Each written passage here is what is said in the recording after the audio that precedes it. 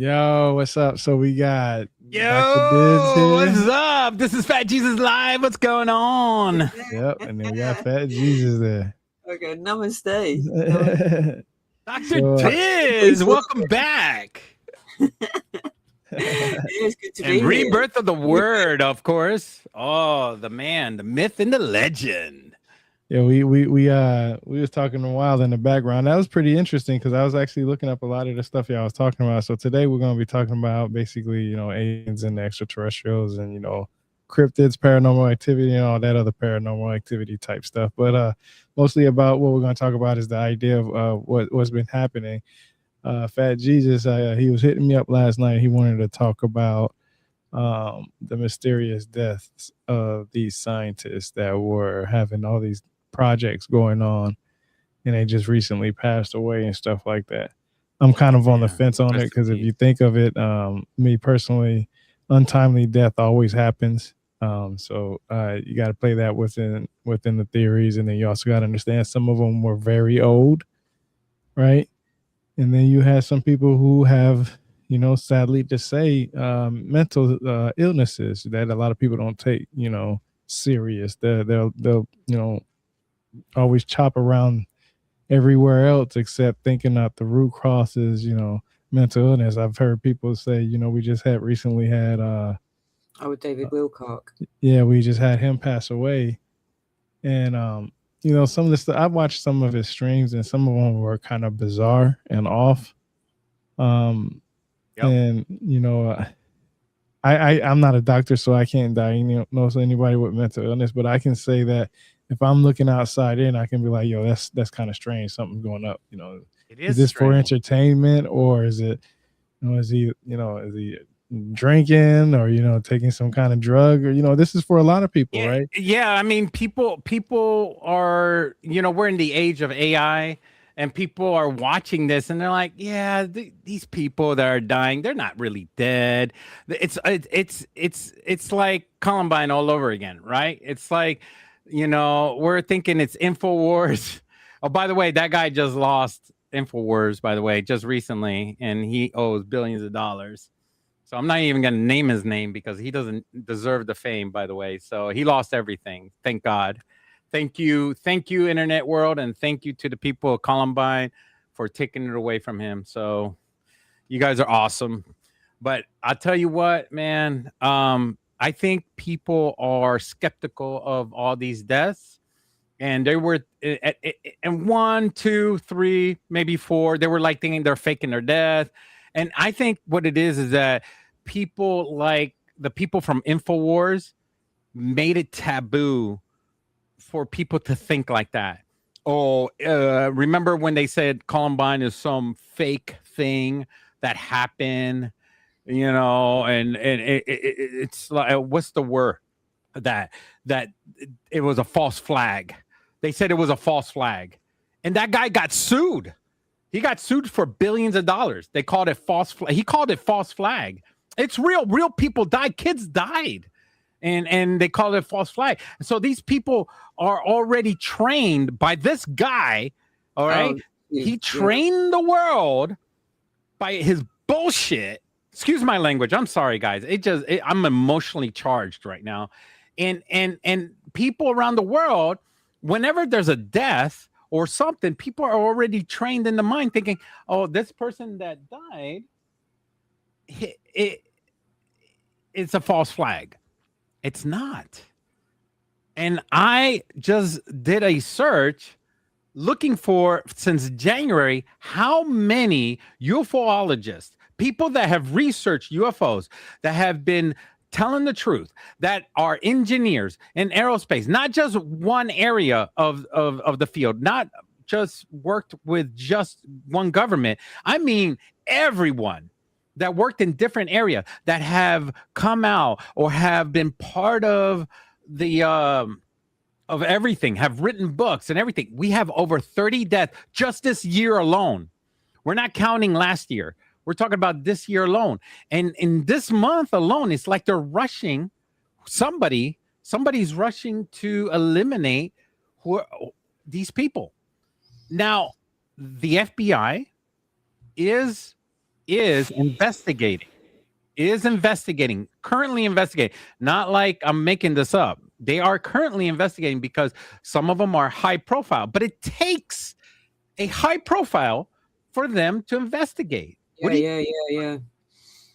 I mean, that was where when I saw the FBI were investigating, because I only know about, I don't know, 12, 15, I think I've heard. So I don't know about the rest of them. But if you're equating, like, we're only 4 months into the year, that's more than 7 a month, really, which is a bit bizarre. I mean, I'm not saying that, but we're only 4 months into a year.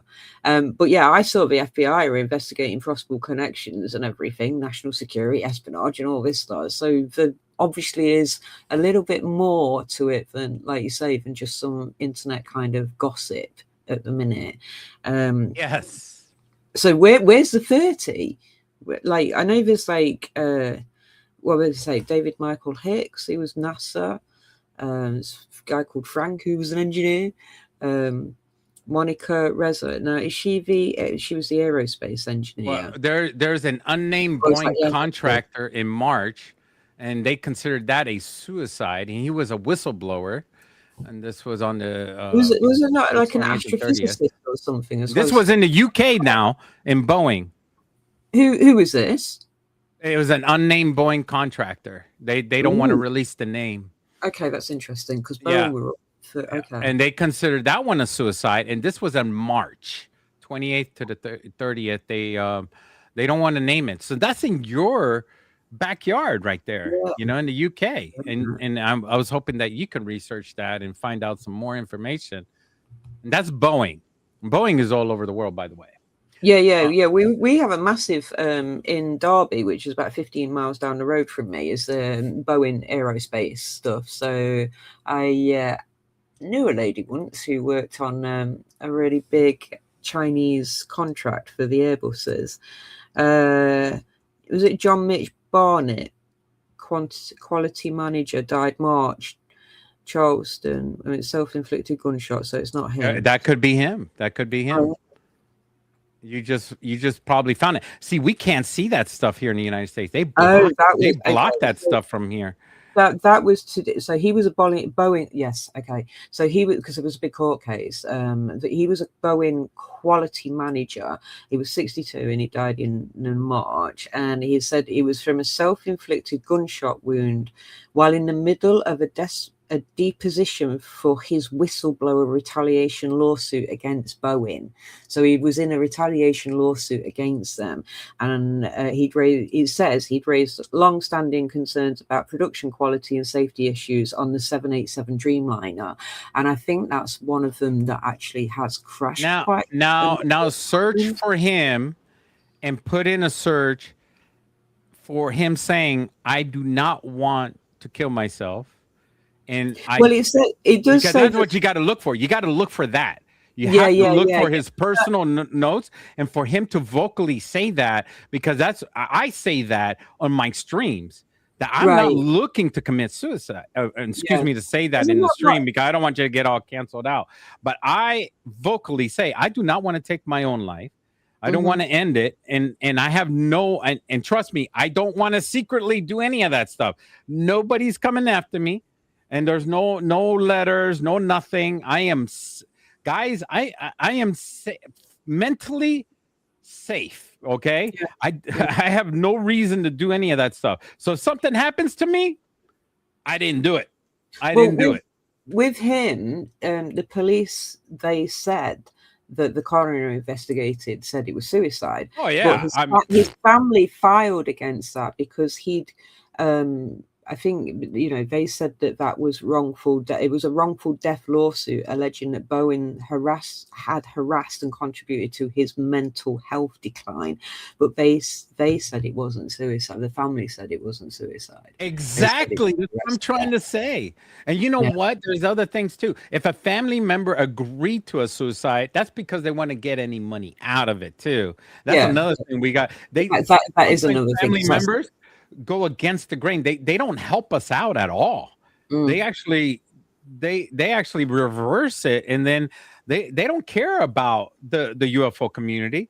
They only care about what goes into their pocketbooks, and that's about it. And that doesn't really pay tribute to the person, and that tells you a lot that they didn't respect the information or what that person was doing.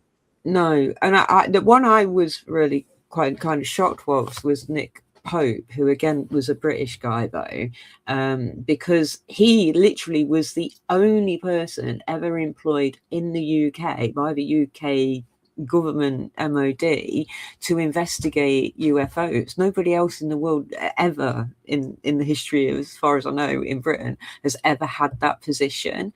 So the information he had, absolutely nobody else in the world had. And I don't, was it the lady, the Amy, was there a name Amy, the lady that died recent, Amy Eskridge, wasn't she the anti-gravity lady? And she specifically said on it. Amy, what?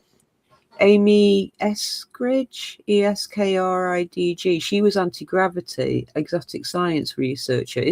Wasn't she a couple of, like, I'm sure I saw a video of her floating around saying the same thing. She wasn't suicidal.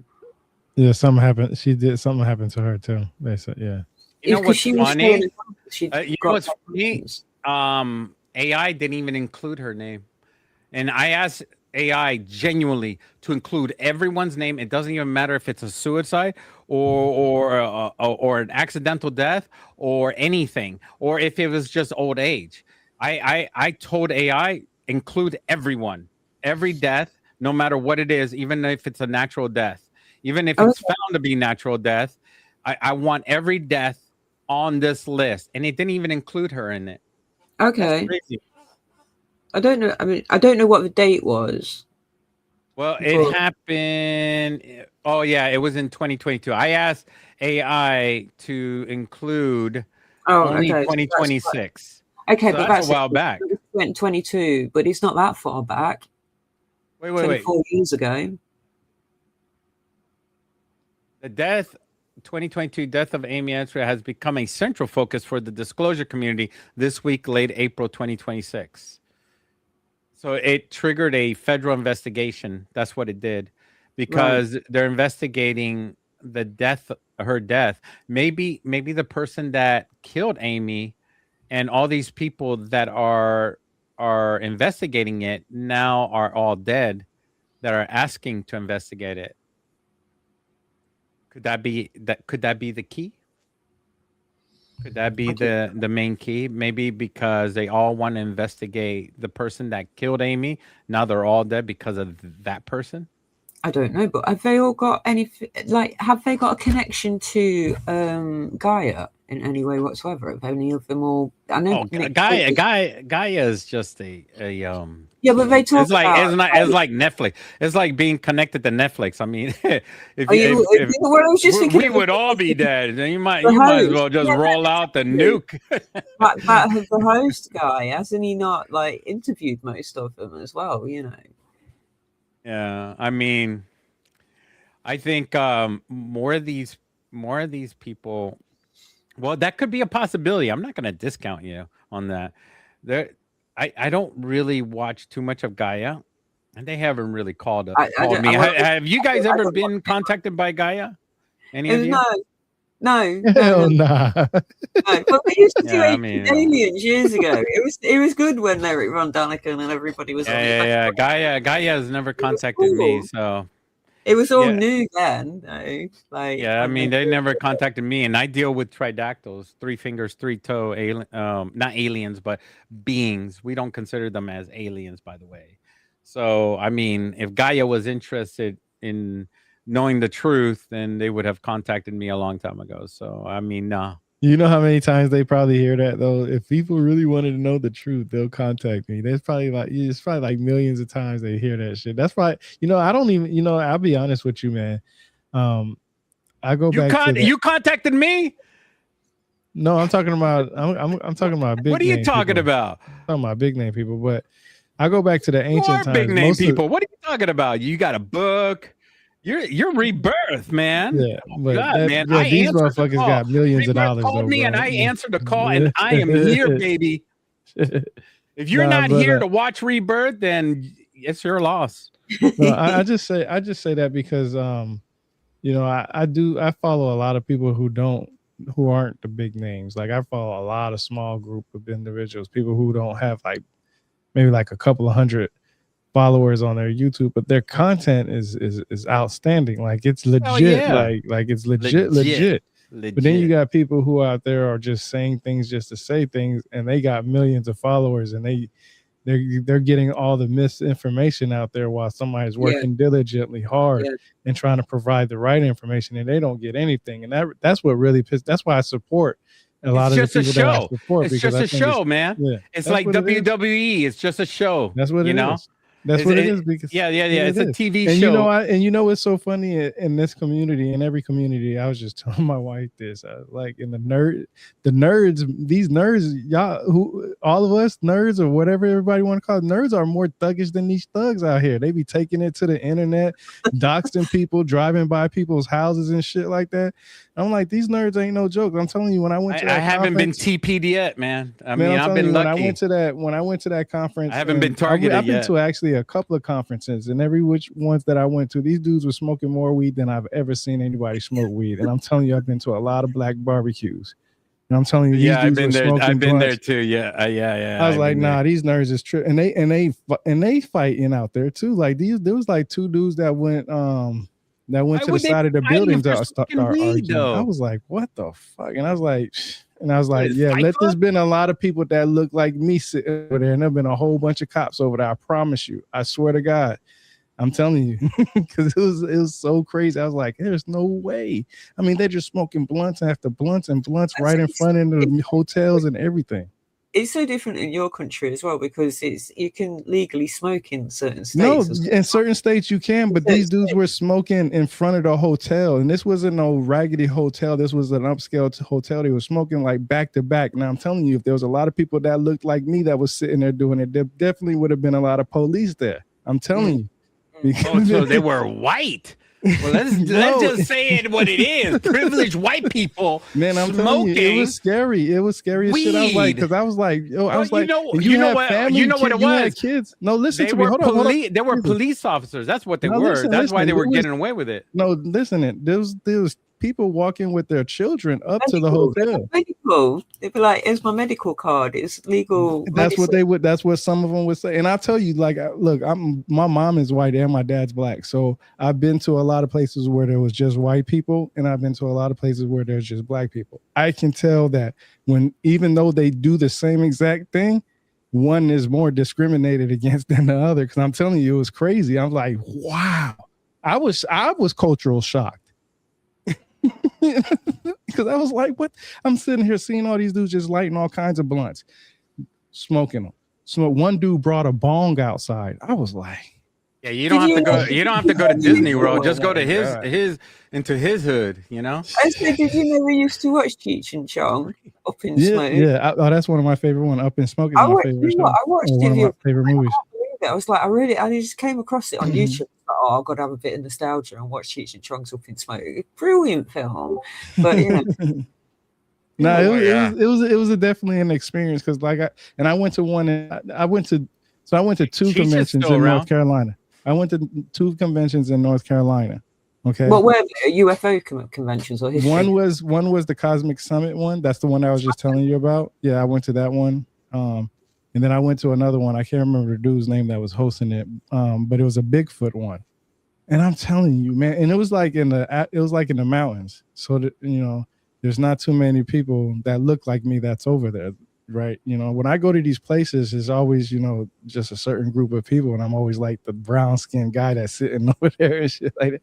I went outside, and you know, all these dudes just came out the cars, just started smoking.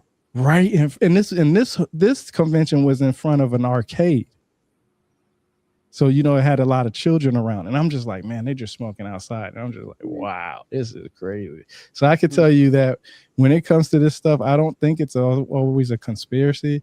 I just think the image of it plays a part, and I say that because when you look at like Nick Polk and David Wilcock and all them, Nick Polk was an older gentleman. You know, he wasn't unfit though. He wasn't unhealthy, or I don't think he got cancer or anything like that. I mean, I don't know actually. To be fair, I was just shocked.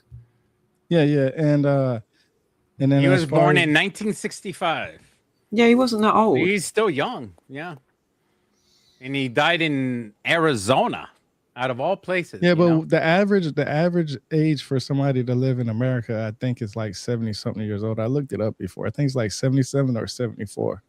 Well, that's Yeah. what I was mentioned about Gaia, because it's the ancient alien kind of like. But the point is that he died in April, along with 16 other people in April Yeah. that Are we has to deal with UFOs, and that is just so suspicious. Yeah, but let's be honest with let's just be honest with you on this. You made a comment and said that if people really wanted to know something, they would hit you up.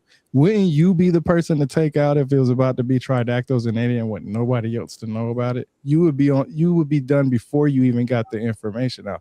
And I can tell you right now, I've been in plenty of UFO spaces, conferences, discussions, and everything else. All these people do is just say the same exact thing. Half the shit that people say is no different than what I've read from books. Literally, I promise you 100%. They're like musicians. All this information is They're like literally musicians going to a concert. You know, they play the same music. I'm telling you, it's the same information that's in the books. They don't know who started half this stuff. They don't know about who Kevin Arnold is. They don't know who, some people don't know who are Jeremy Black when it comes up to the Sumerian text. There are people who don't know, haven't read Admiral Byrd's books, but heard people talk about it. You know what I'm saying? They heard people say things like Christopher Columbus. I give you a perfect example. The one that makes me upset the most is when Lou Elizondo and a couple of other people out there in the UF community, they'll say Christopher Columbus seen a UFO while he was going to the Americas. Now that's the most stupidest thing in the world, because when you read his actual journals, they was about to throw his ass off the ship because it was taking too long for them to get to the land, and they wanted to turn around all the other shipmates, right? But then eventually, because he was the captain and he knew what he was doing, what he said was he seen a light in the distance. And when you're going up and down in the water, you can see that it goes up and down. He said it's seen it like a flame, like a candle. People perceive that as the UFO, but that was his way of saying, hey, we're close to land. That's what he was trying to tell the people on the ship so they wouldn't throw his ass off the water. You know what I'm saying? So that's what kept them motivated, was saying, hey, we see light. So it's basically like we see campfire on land. Just keep going. And I think like within the next day or so, they finally made it. So there was never a UFO seen by Christopher Columbus. He never said that he looked in the sky and seen any kind of aircraft or anything. So there's certain things that I say that people say that they have big names. That's incorrect information, because when you actually go, and my version of the Christopher Columbus journal comes from the Penguin Classics. Now, anybody that knows about Penguin Classics books, they know that those are the most respected. Well, I'm not going to say the most respected, but one of the most respected companies out there that writes about anything. They don't play around with their information. But how long was Christopher Columbus out there in a ship heading to the Americas? How long did it take? I would have to look at the exact date, because he actually has a journal from the day that he started and the day they actually seen because him. it takes a long time to travel by boat across the Atlantic. I have to look. I don't want to give out a date because I can't. I don't know about him. I could look it up, but I can go look it up right now. I can go. Matter of fact, you know what? I'm gonna go grab something to drink right now. I'll go grab the book so y'all don't think I'm bullshit. I'm not trying to say that. I'm trying to say let's get our I was just having a look. So apparently it was 71 days. It took him about 71 days. So you're out in the ocean, salty ocean, where you have to drink water with how many men? Type in there, how many men are on the ship? Yeah, but it also says they're only 35 miles away from shore. So that probably makes a lot of sense that the light he saw was the shoreline. But wait, how many men are on the ship? Oh, I don't know. How many men does it take to navigate Columbus's ship? I don't know. Hold on. And how much fresh water do you have to carry on that ship? Oh, how many people and how much fresh water? Well, that's a point. How many people? I mean, they have all that information. Trust me on this. No, well, they would have done in the logs of the ship logs, wouldn't they? In the captain's log and everything. It should have done. I mean, all you have to do is type it in, and it'll just pop right up. Yeah. So cruise size for 71 days, approximately about 90 people in 1492. So that's what it says. On his first voyage in 1492, he had a total crew That's a of lot of people. How 90 much people. rationing do you have to have? How many people? So That's it a lot of says water. crew breakdown, 100 tons, 40 people including scabs, into 26. Fresh water, storage, water, large amounts of wine, and large amounts of wine. Yeah.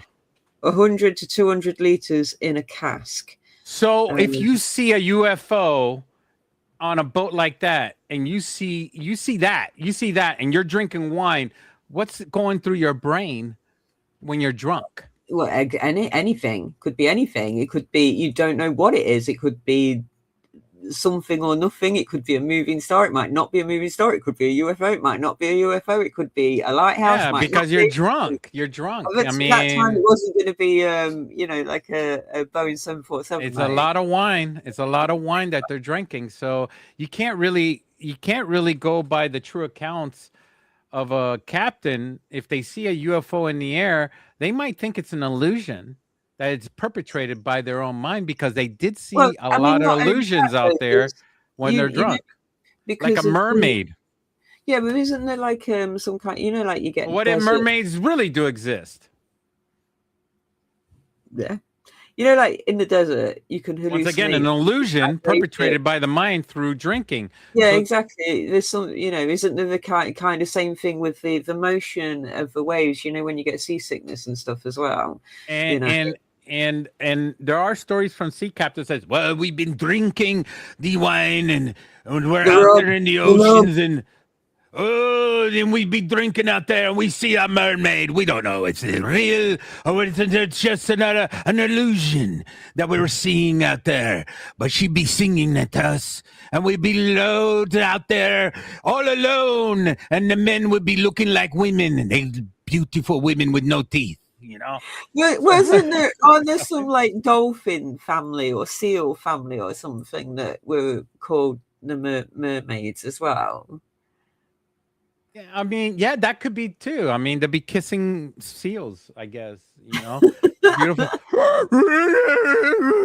They'd be singing so beautifully, Yeah. Well, the point is, though, for Tyrone, it should have been like 71-ish days. She would sound like a beautiful angel in the sea. And then when it sounds like when you're drunk, Well, with the window and everything of the storms, you would get that kind of beautiful whistling of the wind through the timbers. Like a song or eerie. Yeah. I mean, can't even imagine what it would be like in 1492 to get on a ship and sail across the Atlantic Ocean. It'd be absolutely. I mean, you know what? You can't be hard on these guys, because that's 71 freaking days. And that's how you survived with 90 people on a sailing ship. There's no motors on this boat. So no, they didn't do it once. They did it a couple of times. Oh yeah, they did it a couple of times. And there were people that died on these ships. They had to toss them over. They were freaking not whale meat. They were shark meat. So they send them over. That particular, I mean, I think this is the right one. I found it right here. Here we go. Have you got it now, Tyrone? Yep. Right there. Hold on. You see, it says the first man to sight land was a sailor called Rodrigo, and from Triana afterwards vainly claimed the reward, which was pocketed by Columbus. The admiral, however, went on the stern castle at 10 o'clock in the night, had seen a light, though it was so indistinct, he would not confirm that it was land. He called Pero Gutierrez, butler of the king's table, and told him that there seemed to be a light and asked him to look. He did so and saw it. He said the same to Rodrigo Sanchez of Segovia, whom the king and queen had sent in the fleet of account, and he saw nothing because he was not in a position from which anything could be seen. After the admiral spoke, this light was seen once or twice, and it was like a wax candle that went up and down. Very few thought this was a sign of land, but the admiral was quite certain, and they were near land. That is when he's talking about his the UFO and I tell you this because they actually have the date on here, which was October 11th on a Thursday. So that's when he wrote it. So when people say, they okay, so that's the day before they got to land. Yeah, so that's when that's the day. Yeah, the day before they got to land. So when people sit there and say, "Yeah, Christopher Columbus was talking about a UFO," I was like, "You obviously didn't read that whole time period." Because what it does is it breaks it up into, I think it's 4 voyages. The 4 voyages, yeah. So it tells you about the first voyage, the second voyage, the third voyage. Oh, so what did he see? He just was, so what he was basically saying was that it was a site for land, because the people on the ship it was taking too long to get to the land because they thought it was going to be shorter than what they thought it was, and because they was running out of food, people were getting sick and dying and stuff like that. I mean, that was dire. So they decided. So he told. So they was about to, I guess the word is mutiny, when it was, I guess that's the word that they used, where they was going to go throw him That off would the be ship ridiculous if they committed mutiny out in the middle of the ocean, because how, I mean, they must have had another idea of how to get trying back. Well, see, this is the thing. If they would have turned around, it would take just as long to get back. This is what people, well, they don't know how long it would have took to get there in the first place, but this is what people say, and this is what well, not what people say. I have a lot of books on Christopher Columbus. I have at least about 8 or 9 books on him, and they all say about the same thing. One of them keep out some minor details and stuff like that, but for the most part, most of them say that most of the shipmates on there were criminals, were basically people in prison. That's true. This wasn't people who were intelligent or doctors or anybody that was trying to build a civilization. The majority of the crew were from prison, and they were given a second chance to repent from. They weren't hard criminals either.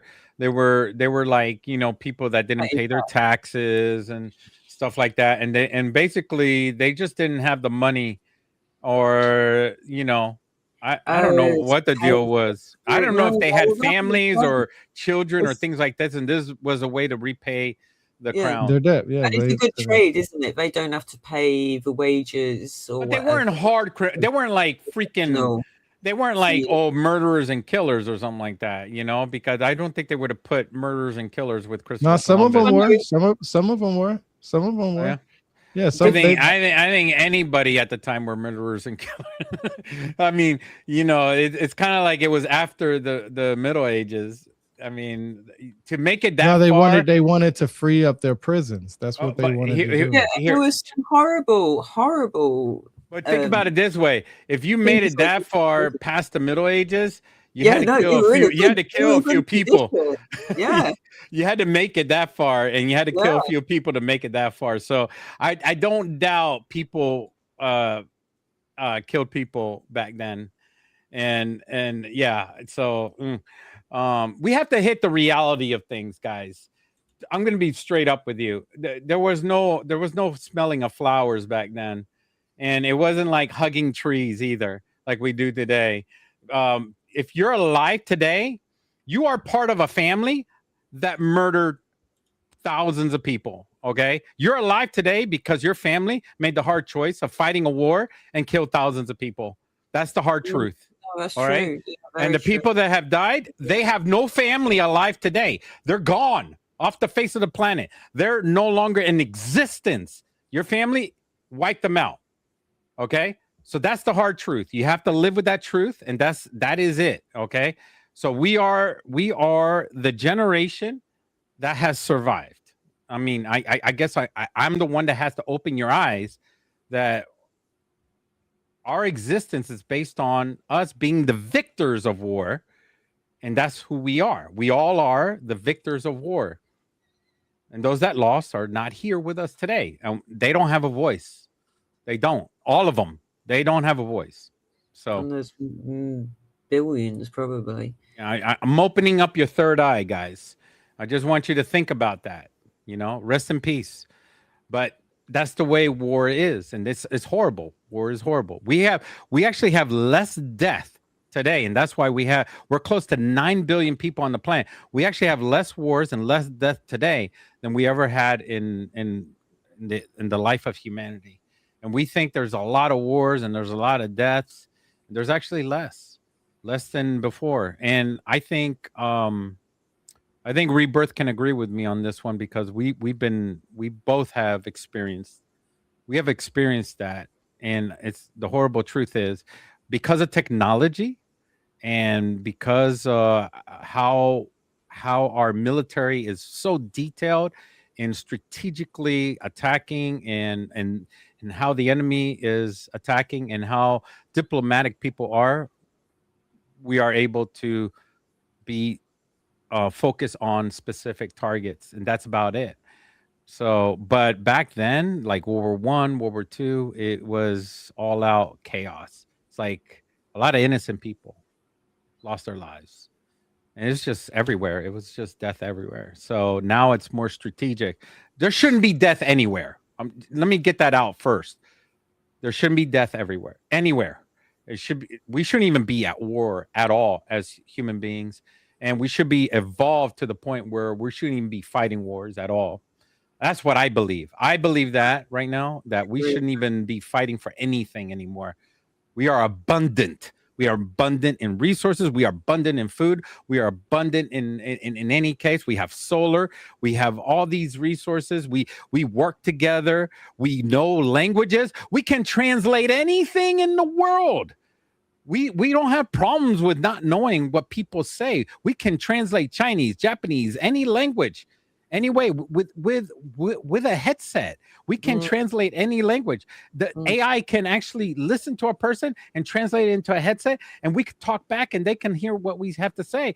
There is no barrier anymore, people. There is no more fighting anymore. We don't need to fight. Whoever is fighting is only because it's because of the stock market and money and all that stuff. I'm sorry for talking so much. You guys can talk. I love you all.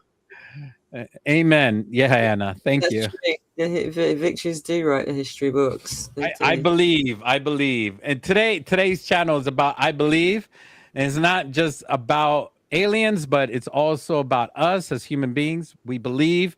I believe. And overall, we need to believe in ourselves, and we got to believe that anybody looking at us from outside of Earth believe in us. Believe in us as human beings, as a human race, that we could do better. Keep going. Oh my gosh, you guys love what I'm talking about.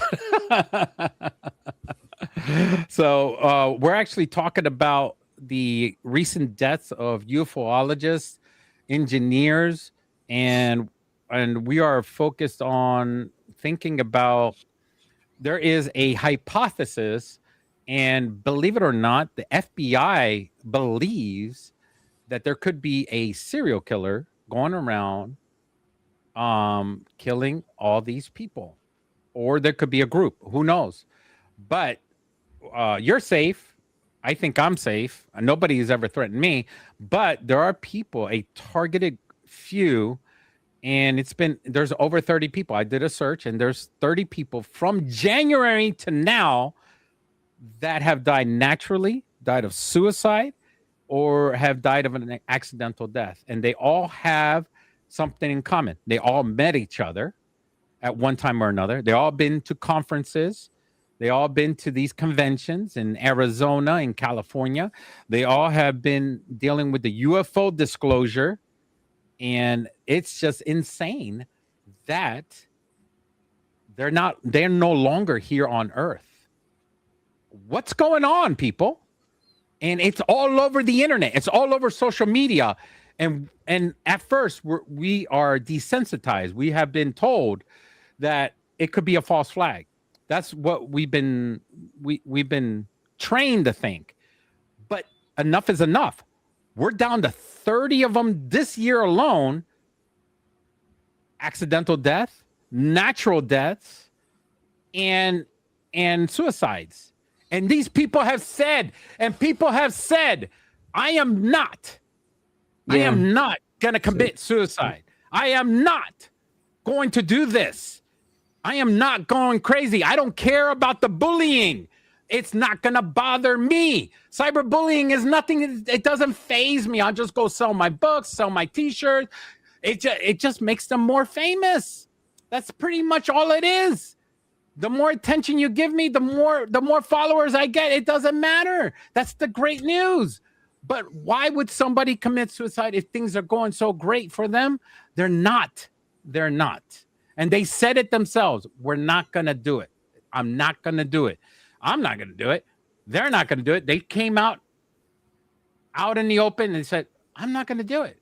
And all of a sudden, the police comes out and says, the trajectory and the hand and then the gun and you know and this and that and then and the bullet and yeah and this and this and this, it is perfect. Well, you know what? That sounds like someone professional set it all up. That's what I think. That's what I think. I think a professional that knows what they're doing, and they are setting all this up as suicides so that they can continue to do what they're doing so they don't get caught. Because if they wanted to get caught, then they would just put it on a big, huge poster and say, I did this and I'm coming for you next. That's what would really happen. If the person was that psychotic, the person that did it, they would go around saying, I did this. This is me. This is me. I did it. I did it. Right? Right? Am I right or wrong? If the person wants to be found or known, you know, narcissistic, if this is a narcissistic, psychotic individual, we would already know. But since January to now, this person doesn't want to be known. Wants to continue to do because they have probably a list and they want to finish the list. And then maybe at the end, they'll be like, I did it. Maybe.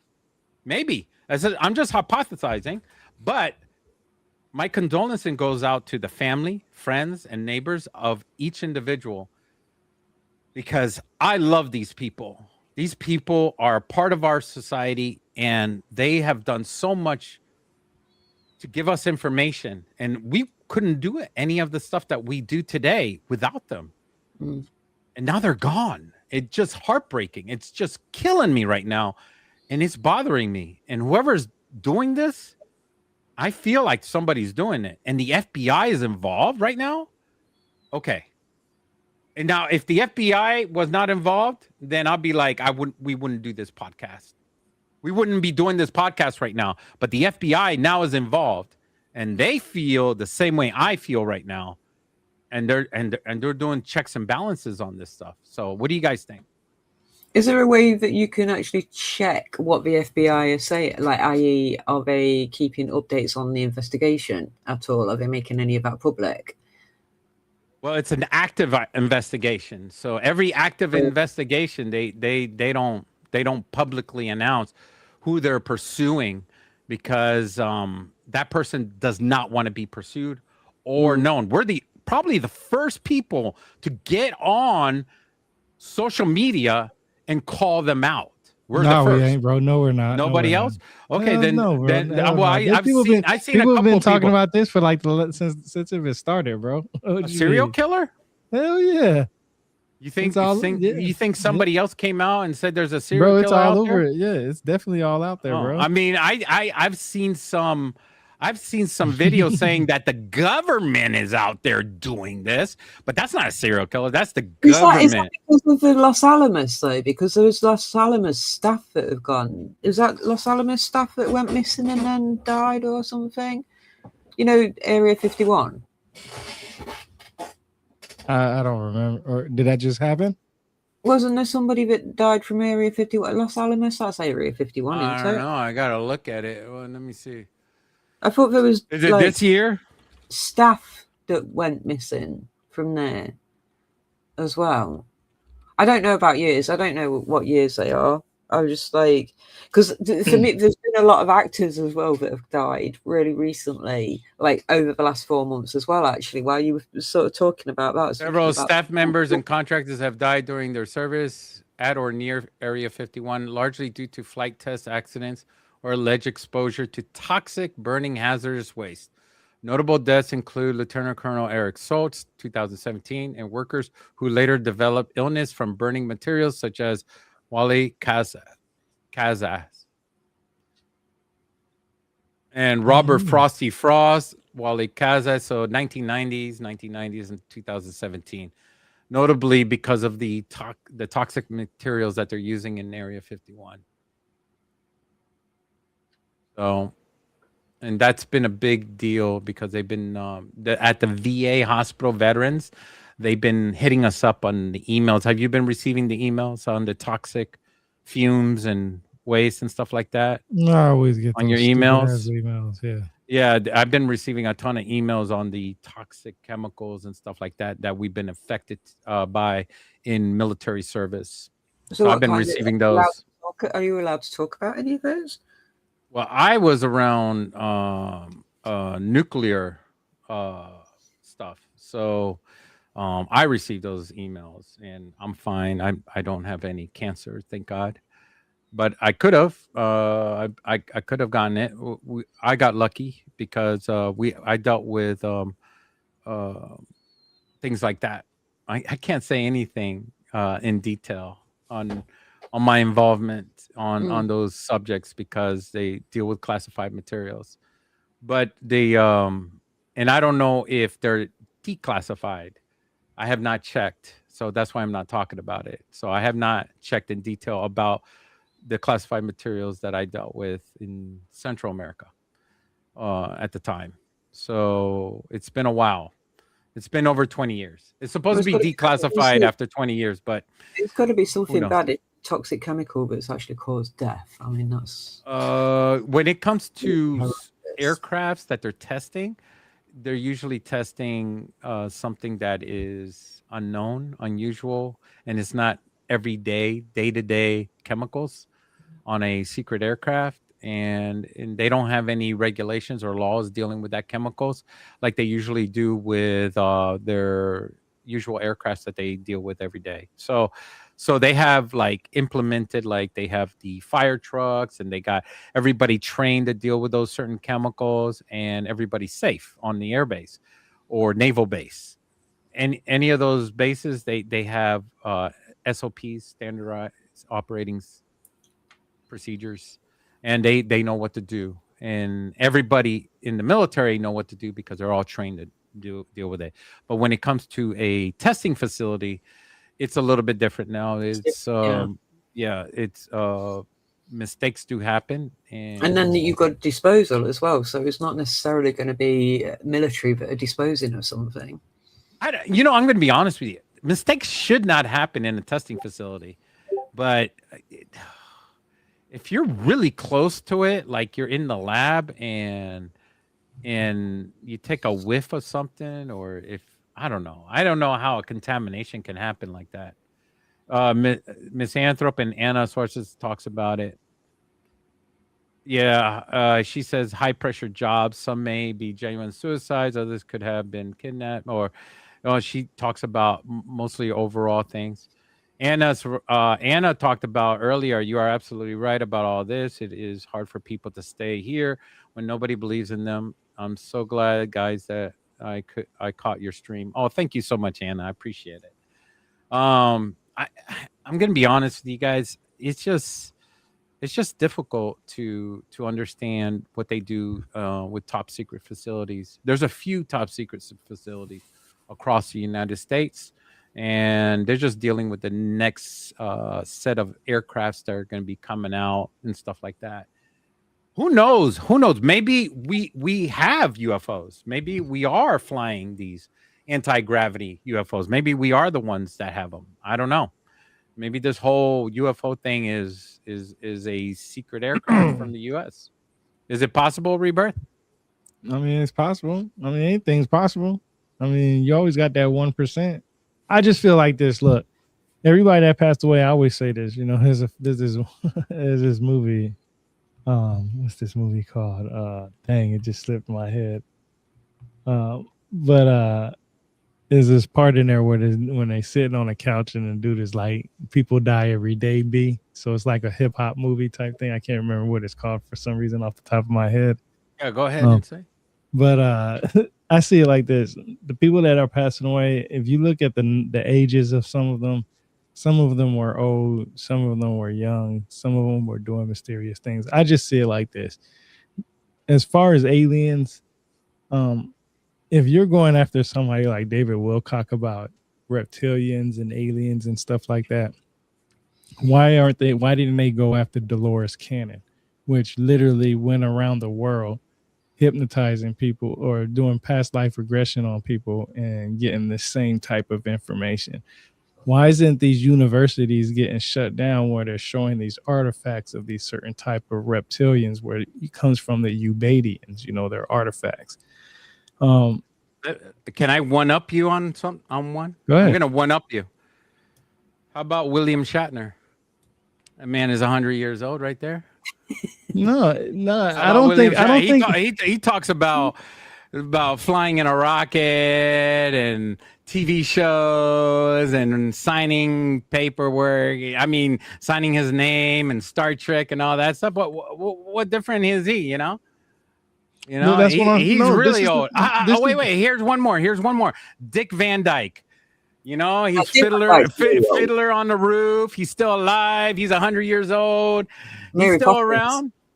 He's important too to our society, and he's still around. I mean, I guess he's not doing any UFO disclosures.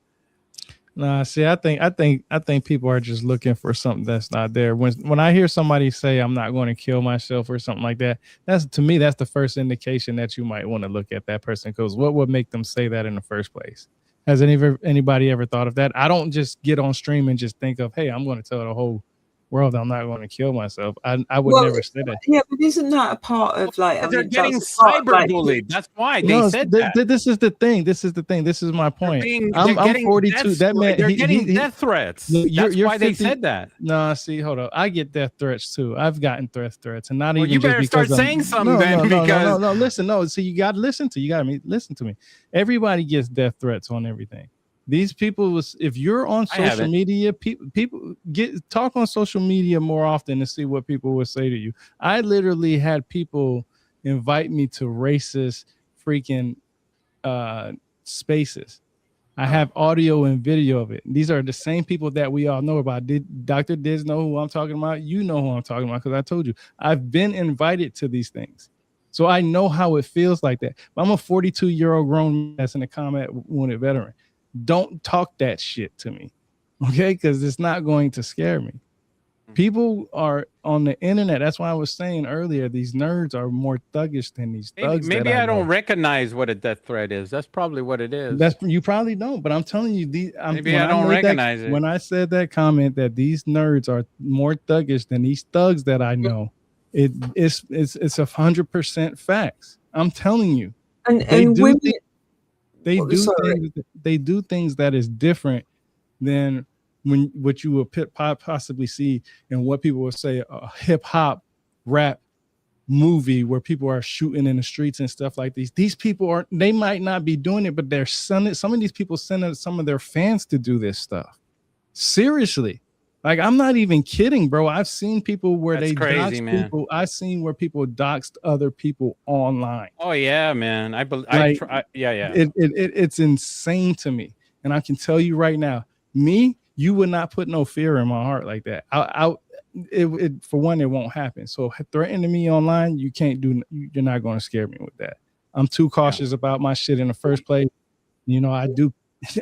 That's all I wasn't even going to bring his name up, but remember Alex Jones? But he lost InfoWars, and he was doxing everybody with InfoWars, and he was sending people out. These people are doxing. So if you're online, if you've ever said your name, somebody knows who you are. It's too easy. It's really easy. And I'm going to tell you right now, I don't think that these people got to them. They've been famous for a very long time. Okay, for at least 20 years, 30 years. There was something more to it than that. It always is. The problem is people don't look at it. People don't listen. Hold on. Yeah, go ahead. Nobody follows that. Too many people are saying, well, this person said, I'm not going to do this.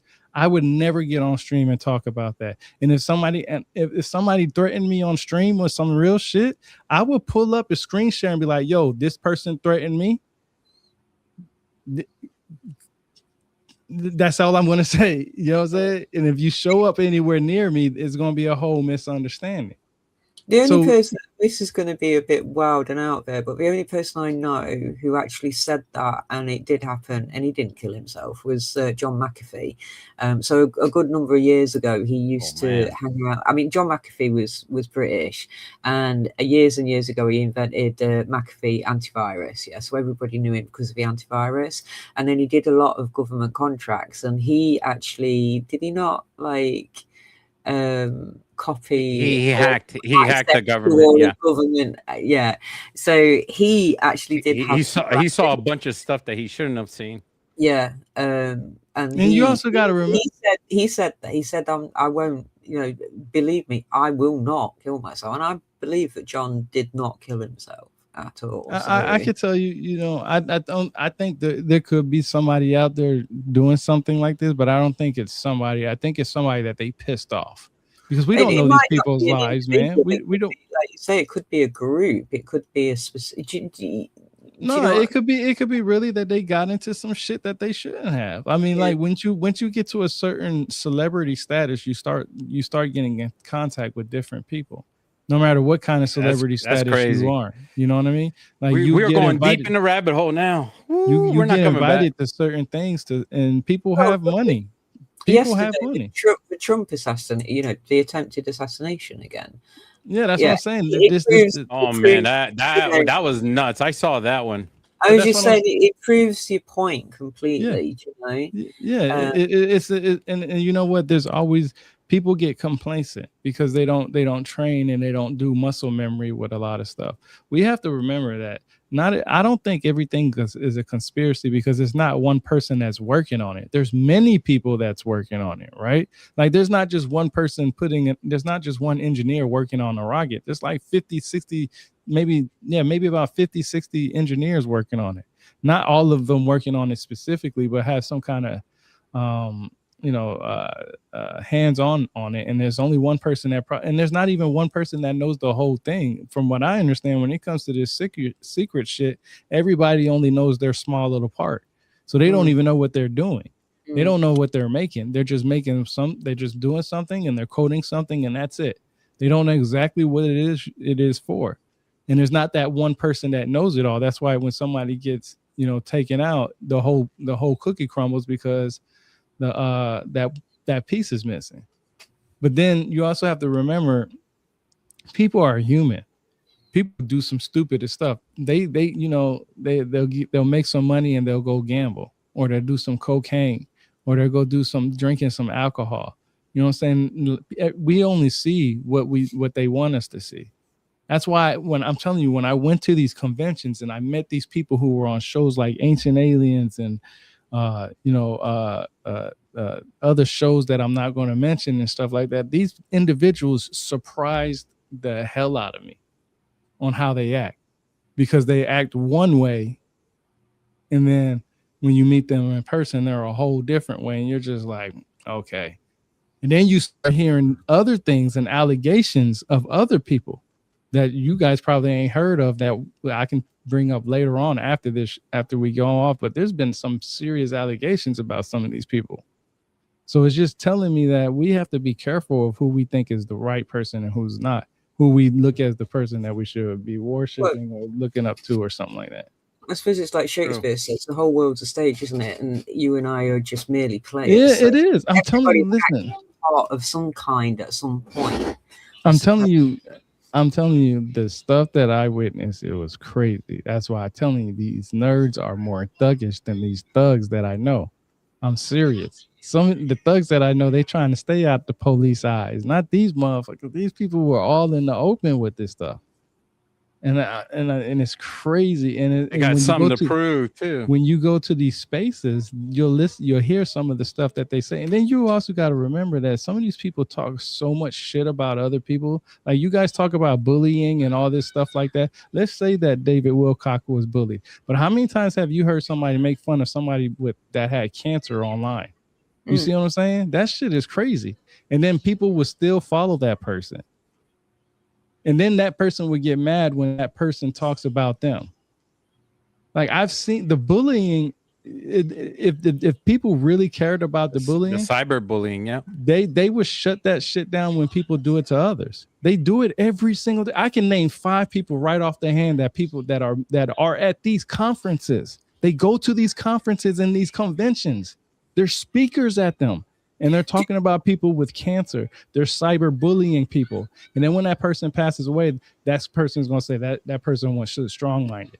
They talk about mental illnesses and stuff like that. You have no idea what a mental illness can do to somebody because you don't know what that person was put into that place to get that mental illness in the first place. So I'm telling you, when I hear people talk about cyberbullying, that's why I am the way I am on the net, on the internet, because I know that I would be the same exact way in person. You will not talk shit to me and not me having misunderstanding with you about it, because I don't play those games. It's not just about words though, is it? It's about actions as well. You know, I mean, like financial kind of like what with catfishing, I would consider catfishing to be a form of cyberbullying, to be honest. Yeah, I'm telling you that when I hear people talk about David Wilcox and all these people that did these things and they have these bullies and they had these individuals doing things to them, I'm like, do these people really care about humans? Because in reality, I see it every day on X. I literally see it every single day on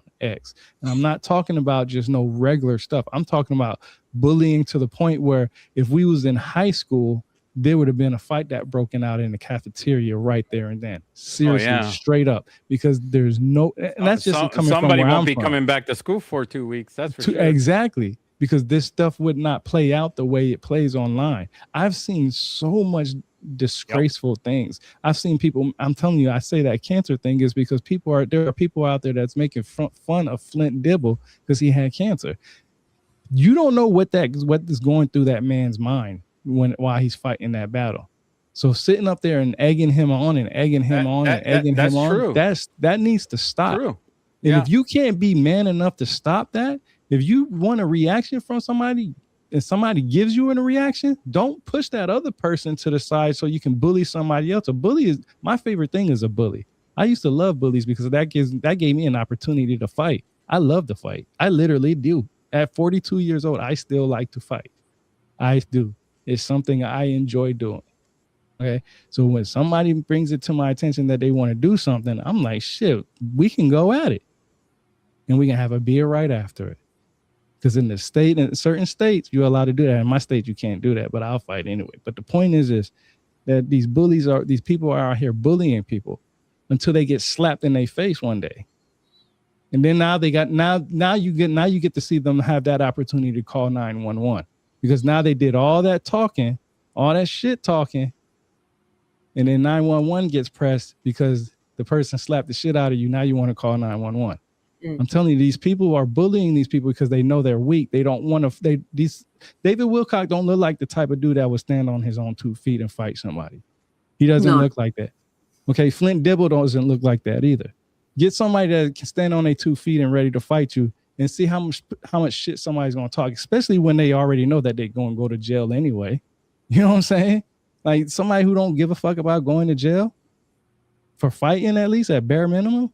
You don't want to put that on yourself. You know what I mean? So is it in the States? Is it like, because obviously this comes in with like freedom of speech, etc. And like you were saying earlier about, you know, the VARA online safety like laws, etc. But in the state, do you think, like, I mean, I'm all for freedom of speech, and I don't want to say, but do you think that the reason it gets so bad is because people feel as though there are no repercussions to anything? That's what it is, because they're so protected by the freedom of speech that they can say whatever it is to somebody, and that person just has to take it. No, that should not be it, because you can't do that in any store. You can't go to a store and just start talking reckless and not get kicked out. This is the same thing with somebody that's sitting on, if I'm sitting at the bench at a park and I'm minding my business, and I've had people I had this happen to me, not recently, but if you're at a bench, man, I'll give you an example, perfect example. Forget the bench. I was sitting in my front yard one day and two white guys drove in a truck saying the N-word. This was like 10 years ago in the neighborhood that I was living in. You know what I'm saying? Now, what if they would have stopped and we would have got into it? They would have told me I needed to control my emotions. I should have just went in the house. Why can't I sit outside my own house without somebody harassing me? You know what I'm saying? So now they brought an issue to my front door. I've rectified that issue. It wasn't by the law standards. Now I go to jail because of that. That's not how it should play, because they got away with doing what they did. They won't get in trouble for the words that they said. And that's part of the problem, is that these people, and you know what's so strange is, here in America, there was a time when people would say that the Democrats are always calling people's jobs and calling people, trying to get them fired, and, you know what I'm saying, calling this, that, and third. I don't go by politics or anything. I don't play the politics thing. But now in 2026, I'm seeing Republicans, or people who are claiming to be Republicans, doing the same exact thing that the Democrats were doing a few years ago. And it's just like, okay, what's the point? Yeah, we're just saying not that, and they basically called them Karens. That's where the word came from. That's basically where the word came from. But now, when certain things happen to a Republican side, I'm not going to say any names, but when something happens on that side, and the Democrats start making fun of it, the Republican people start going about trying to get them canceled. And I'm just like, you just did the same thing they did. So what is the real issue? Are y'all just calling each other names for no reason? Like, I'm telling you, the way that people's mind operates these days, in my head, I don't get it. You can talk shit about somebody, but you don't want somebody talking shit about you. You can put somebody else down, but you don't want somebody putting you down. This. You want to be right about something and correct somebody else's misinformation, but you don't want somebody to do it to you. You want somebody to speak to you a certain way, but you don't want to speak to other people a certain way. I was in the military for 13 years until I got wounded in combat and I had to get retired. I was a non-commissioned officer. I was a staff sergeant in the United States Army. When I made my sergeant and my staff sergeant in the United States Army, every time you got a new soldier, you would have to give them what is called a DA form 4856, which is basically what you expected from your soldier under your watch, basically, right? And it's all kinds of things like be on time, be 20 minutes early, blah, blah, blah, blah, blah, right? One of the things that I used to include in there is, because what I used to do is I used to monitor my soldiers for 30 days before I gave them that initial counseling, right? That's what they called it. And I would monitor them for 30 days to see how they were, right? If they're already coming to work for 20 minutes, I don't need to put it in counseling that you need to make it work 20 minutes, because you're already doing that. I don't need to make you feel like you're not doing something that you've already been doing, right? So I don't put that in there. So what I used to do, but one of the things that I used to do is I used to pay attention how they used to speak, because everybody speaks a certain way, because they speak that way because they also understand that type of language. So when I used to hear my soldiers curse, I used to be like, okay, if I tell this soldier to shut the fuck up, they shouldn't take that offensive because they're cursing. They understand that language, right? So I would talk to my soldiers the way they would talk, so that way I can get better into their head on trying to basically guide them through, their military journey or whatnot. So I would speak how they would speak. So if they didn't curse and they told me they didn't curse, I'll try my hardest not to, just because I wanted to respect their wishes, you know what I'm saying? So they can at least receive what I'm trying to say to them better. Because once you start cursing, they don't like that word, they're going to blank out, right? But if I hear soldiers talking all crazy, this motherfucker did this and blah, blah, blah, they talking to their other friends and stuff like that, I'll be like, all right, fucker, shut up. You know what I'm saying? So they can understand that. But see, some people, the problem is that people, they want to talk to you a certain way, but they don't want to be talked to like that. And that's a crazy thing. And not only that, and what makes everything worse in the social media field in my life, and what I've realized is that you can be talking to somebody in social media and you can say the way you could say, you can mean nothing but niceness from it. They'll take it like you're trying to be rude or mean. So now you got to say, I didn't mean it like that. People perceive things how they would react, not how you meant it. So when you say, hey man, I don't think that's right, you need to do this better, first thing they're going to say is, you don't tell me what I need to do better. Okay. You thought I was trying to tell you what you needed to do better as far as you're not doing better. I'm trying to explain to you what you could do better. And you know, there's certain ways that people take these words and their feelings and they get so involved. Like I've literally had people in this community get mad at me because people stuck up for me. Like that whole racist thing that I was telling you about. I've had people stop talking to me because somebody else said, "Hey, that shouldn't have happened to Rebirth." And all you guys that are going along with it, that's wrong. You know, and there's like, "Oh, you calling us." I was like, whatever that person said to y'all, that ain't got nothing to do with me. If you got a problem with what they say, you should have brought it to their attention, not my attention. You know what I mean? So I'm telling you, this whole world, when it comes up to all this stuff, there's David Wilcock, Eric Von Doniken, he passed away because he was old age. The dude was 90 years old. Some people put him on the list of people that recently passed for the UFO community. I'm like, this dude's like 90 years old. He was going to go eventually anyway. You know what I mean? And now people are saying, well, now we got to look out for Giorgio Tsoukalos. And I'm just like, Giorgio Tsoukalos is okay because the shit that he be sharing ain't got nothing to do with accuracy.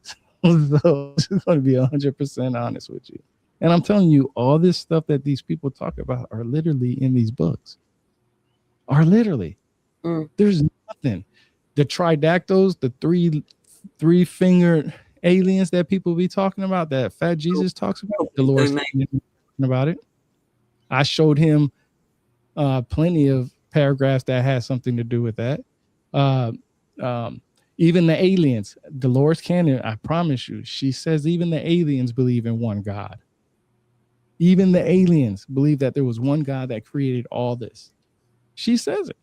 She went around the whole world doing past life regressions on people, trying to get information. And she was top notch. They talked about aliens, extraterrestrials, Atlantis.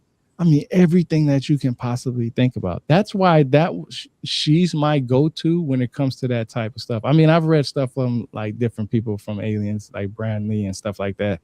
All these other individuals that's in the UFO community, Eric Von Doniken, of course, all these different people. But when you read all those people's stuff and you get something from like a past life regression person that said, that's what makes me want to do a past life regression, just to see what I was in my past life, because I want to see how real this is, right? Like, because I mean, I don't know, right? But none of this stuff is new. None of this stuff is new. And there's nothing that has not been shared already. There are small content creators that go in so in depth with this stuff that it's almost scary, because it's like you have people like Billy Carson who says the emerald tablets, and there's no actual emerald tablet out there, and nobody knows where's one at. No one's ever seen one. He goes off the Sir Isaac Newton manuscript, not the tablet, but the manuscript. But people really believe there's a tablet. And all you have to do is look at the source and actually look it up, and you'll see, okay, where's this misinformation coming from? And it's coming because people want that money. I'm telling you, it's scary.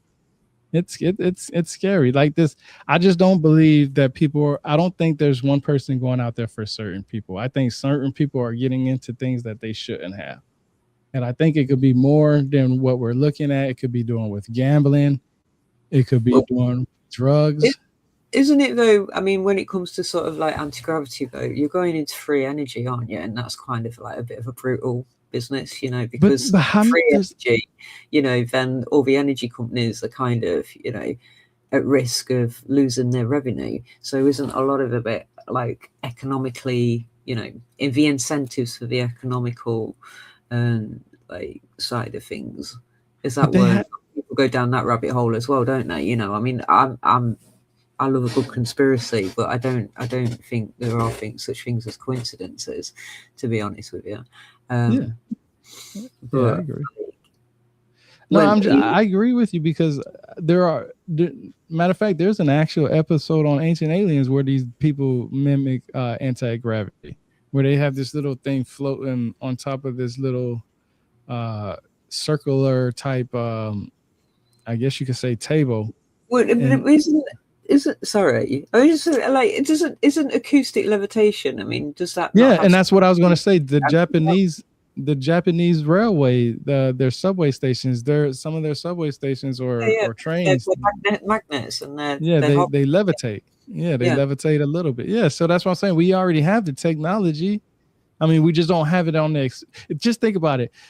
Look at our level of intelligence from just 100 years ago and what we have right now. You can 100 years ago they didn't even have cars, but we have self-driving cars right now. If we already have like levitation as far as trains with the magnetism and all this other stuff that they do, just think about if people study that more often and put way more money into it. You know, that's one country putting money into that. Yeah. But Japan has always been advanced in their stuff. That's why their stuff is always so, crazy and abnormally looking. So when it comes to cars, though, I'm going to pull you up because I grew up in a garage, right? So the first car that I know of, the first practical modern, what they would call an automobile, was a Benz, which was 1885. So like Mercedes Benz, like Carl Benz. So as far as I know, so that's So I think 1886, I think in Mannheim in Germany was the first day that a car was ever presented to the public. And we used to have electric cars back in the Victorian time. They had electric scooters. They had electric cars. Yeah. They've had electric cars. The matter of fact, they've had electric cars for almost 100. They said for 100 years. Different types of electric cars. It just depends on you. Is the wording that matters? You know what I'm saying? I can say this. Look, I believe in UFOs. I believe in extraterrestrials. I believe in aliens. I believe in all that stuff. What I don't believe is when somebody tells me something that I need to believe because they believe it. Okay. That frightens me. I put a lot of time into my research. I put a lot of time. I put a lot of studies. I put a lot of hours, and I share what I share because I enjoy it. I don't do it for money. I don't do it for anything like that. I don't have right now. I'm doing it because I really don't have nothing else to do. So it's something that gets me by. So it's fun, right? I know I'm never going to stop reading, but sharing what I've loved, what I've read it's just fun right now. So I have a whole fucking studio right here in front of me that I do it with, right? Nice. And so, but I can say that if I put more time if I had more time and more money to put into this craft, I could probably be invited to some of these conferences. I when I first went to my first conferences and I did my thing, I was like, man, this is something that I would like to do. But then when I started hearing how people talk at these conferences and who they hold up as the most respected person or member in that group, I started looking at it funny. It's more of a who's popular type game. Who can it's almost like high school. We talked about this before in the last show, Jesus. I feel like all this stuff is just a popularity contest because in reality, because I look great, half the people that talk about others,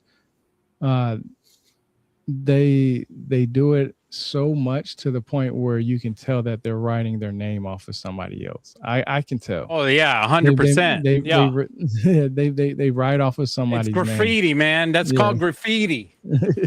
So they walk up the pyramid of Giza and put their name on the top of the pyramid. I'll give you a great example. Dr. Dave, you give some great AI videos. You have some great AI videos, and you're intelligent. And you got this great stuff. I don't see why you're not over here at these conferences talking to some of these people about these AI stuff, because you do it hardcore, and it's like I say, I don't know enough. I don't know enough. I don't have any money, and I don't know enough. You know, I'm going to be honest. I'll be honest with you guys. I've been researching data centers throughout the whole part of the United States, and I've been researching data centers where I live. So I've been working on that on my own and seeing if I'll be able to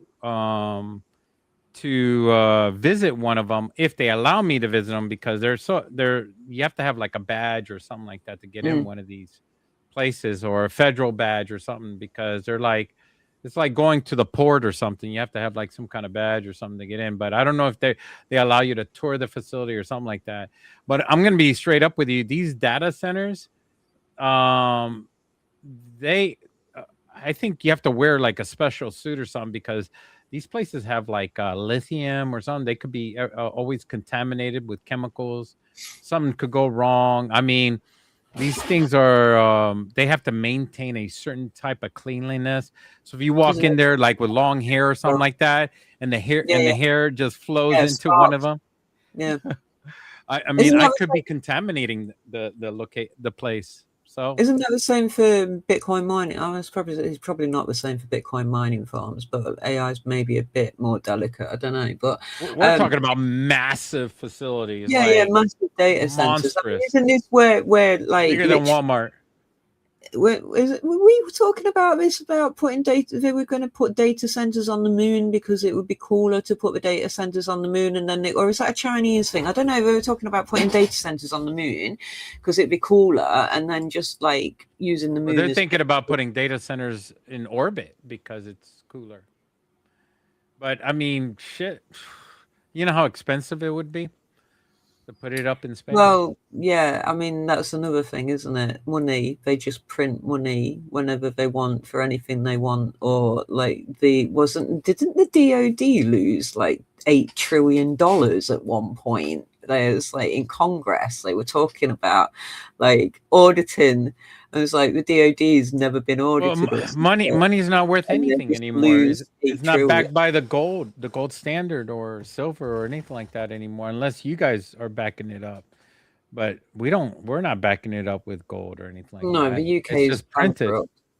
The UK has been bankrupt for a long time. This is what I tell people. I mean, if our country owes $1 to Japan, and Japan owes $1 to South Korea, and South Korea owes $1 to Europe, and Europe owes $1 to Australia, and Australia owes $1 to whatever country, and everybody switches $1 to everybody, then who's going to owe $1? Well, the last person that they switch money to is going to owe $1 to somebody else.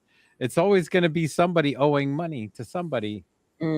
And it's just a vicious cycle. It's somebody's going to owe money. Debt economy doesn't work. We've got proof in the pudding that debt economy doesn't work. That's why most countries are bankrupt, because debt economy doesn't work. So the question is, this will be another podcast, by the way. Are we really bankrupt, or is it the illusion of being bankrupt? The reason why we believe we live in a simulation is because our politicians have created a simulation with money. You know, we have been put into the illusion of life. Like, money is an illusion now. It's not backed. So are we mentally, psychologically impaired because our leaders have impaired us? Is that a possibility? Yeah. Do you not think, like, this is going on to a bit of a different subject, but it's still historical in a way. Do you not think I mean, and this might offend people, but like the slave trade, okay, is this not kind of the government's literally, it's the ending of the slave trade still, or trying to end that slave trade still? It's still going on. Exactly. Slavery is still going on. 7 million in Africa, 11 million in India, I think, is still. China's still providing slavery. It's government, isn't it? Government, so if it's Southeast Asia in the first place, isn't that, like, you know, just the very point of going out to a job for a 9 to 5 is kind of, is it a free will choice, or is it that humanity is so used to doing that it's free will, but it's to a point. It's legal. It's legal slavery. What we consider illegal slavery is legal slavery for China, pretty much. So because of their politics and communist state, it is how can you say their citizens? It is a pleasure for their citizens to do the job for their country, pretty much. You know, that they've been sent to Arabia to build these monstrosity of a building for almost free, you know, in Dubai. Yeah, you know, and they work for peanuts. Of course, they get to have shelter and food and all that stuff, but they're not getting really paid a wage, a real living wage, and they can't go home on that living wage and pay their family, a real living wage. Yeah. Yeah. So that's slavery. And then they take your passport from you as well, so you can't leave by your own free will. Yeah. Because I had that when I worked in Egypt. I had that. I mean, it wasn't the same in any way whatsoever. I was really well looked after, but he did take my passport away from me. Well, that's crazy. If nobody should be able to take your passport away. I know. And I was like, it was a different situation completely, but it's still classed in that same way, that modern day thing, because he's taken that ability for you to be able to even leave. That's why people have more than one passport in this world. You always carry more than one passport. That's why you are a citizen to more than one country. If you ever go anywhere in this world, always try to be a citizen. I didn't know you had that. I didn't know you could have more than one. Yeah, you can have more than one passport. Yeah. I think diplomatic, can you not as well if you like diplomatic? Yeah, I mean, you could go to Colombia and I've got two. Apply for a passport in Colombia and just stay there in Colombia and just be a citizen of Colombia and then get a passport there and you'd be dual citizen. So you have a United States passport and a Colombian passport. Yeah. And then if shit hits the fan and someone takes your American passport, you can use your Colombian passport to get the hell out of town, and then you could just reclaim your American passport somewhere else. Go to the embassy and say, "Look, my passport was taken in another country illegally." Yeah, and you should accept that. I've got two. I've got a common law passport and then a government issued passport. And no country should be able to confiscate your passport. Say again, sorry. No country should be able to confiscate your passport, take your passport illegally. No. I mean, ours are issued every 10 years. I'm not sure about yours. Is that the same? I think it's 20. 20 years? 20-year passport, yeah. Wow. My government trusts me. You're still a baby on your passport then. You still look like a 10-year-old. No, I just renewed. I did have like a baby face on my old one, but mine is old. I had an old passport. I used to have a government one. So are you going to now my government passport was only 7 years, I think it was. Would you not have a military passport and a privy passport? No, not anymore. Because as long as you work for the government, you get your government. But once you don't work for the government anymore, it's no longer in use. So are you going to do your own conference? Here? Do your own conference. I'm thinking about it. I'm like I said, I want to do mine. It doesn't have to be big because Rebirth. You could do something like a little conference and hold it over there, a historical conference. Yeah, I'm thinking in your little town over there. Yeah. Are you near the Guidestones or where the Guidestones used to be? Because that'd be a great place. I was going to go there, but as soon as I made plans to go up there, they have blew them up, so I ain't never make the chance. No, well, you could still do something like a remembrance of it. Yeah, I'll probably drive up there one day, or just like a historical. I think it's on private of the property area, now, if I'm not mistaken. But yeah, I'm thinking it was on private property, but you could still do it off property, like in the town or something. So do like a festival, like a weekend festival. People bring their tents, right? And you've got a big bell tent in the middle and have some snacks and like a campfire and there's some music. My suggestion, really great. Yeah, my suggestion is search for a poetry place, like a building that is focused on poetry, because they have like small stages. And they do music and poetry, and they have couches and stuff like that. Yeah. And you could ask if you could do it for free, or you could rent out the space for almost cheap. Yeah. And you're not going to get like a massively large group at first, so that would be a good place to start off. But if you get a lot of people, they'll close it off because they only hold so many people. And then if you get a lot of people, you could just do it for a couple of days. Like you could do one day and then do another day and another day. You know what I'm saying? Multiple days. It was really good. It went really well. Let's keep it on for tomorrow. Do it round about somebody's birthday. Like a comedian. got the same birthday, then he's like, just turn it into a, an excuse. It says, Anna says, "Here, guys, can you believe it? I'll be 50 years old next month, and I've never had a passport in my life." Good Lord, Anna, you need to get out of your town. Do you travel by train? Do you go around traveling by train, Anna? I suppose the States is massive, though. Are you in the States? No, I think Anna is in the UK. Are you in the UK, Nah, Anna, or in I the think States? in California. In California, Anna, she probably has the new card that they have, where you could travel anywhere in the United States with now. Well, the thing is, the real ID. You could travel to Puerto Rico with that thing. Well, you could drive fly to Puerto 600 Rico. miles, and you've probably gone Or Alaska or over Hawaii. a state border or something. Like California somewhere. I don't know, maybe 600 miles. If you did that in Britain, you've done the whole length of the country. Like literally, we're so tiny compared to America. It's quite scary how tiny Britain is, to be fair. Yeah, Anna, take the train, man. I mean, just go to Seattle, for crying out loud. Take the train to Seattle, enjoy life, travel, enjoy a different culture. Seattle is a different culture.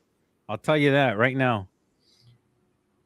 No way. She is from another country. Look at that, Russia. Wow. Hello, comrade. Awesome. It did work out. It did work out. But I mean, California is a different culture from people from Seattle. Oregon is a different culture from California. Yeah, but Seattle is close to the Canadian border, yeah? Yeah. Seattle is right off the Canadian border, but you need a passport to get on over to the Canadian border, though. Yeah. So, yeah. But right now, for a Russian to get a passport in the United States, she would be risking a lot with doing a lot of stuff.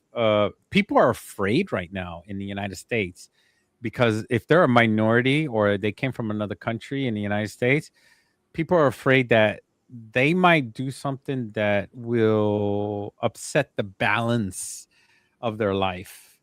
And nothing may not happen, but who wants to risk that? Who wants to risk the possibility of that happening, right? So that's the thing of going. I just want to share something with you guys. I know I want to switch gears. I wanted to get back on track with what we were talking about the deaths, because we got about 30 people. But I don't think we're gonna have time to go over 30 people. But let's go over the death of Jason Thomas, because he was a missing person, and he's from Cambridge, Massachusetts, not Cambridge in where you're backwoods, but Cambridge, Massachusetts. He's the director of chemistry and biology, and he was a big time. He worked for the U.S. government and dealing with UFOs and stuff like that. And he was disclosing some stuff, and then all of a sudden he just disappeared off the map. The last thing people noticed, that he left all his stuff behind, and he went off and just walked out, left everything behind.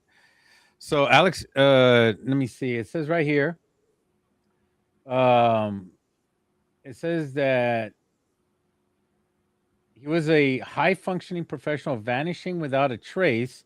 And if you could show, I'm sharing my screen right there, Rebirth.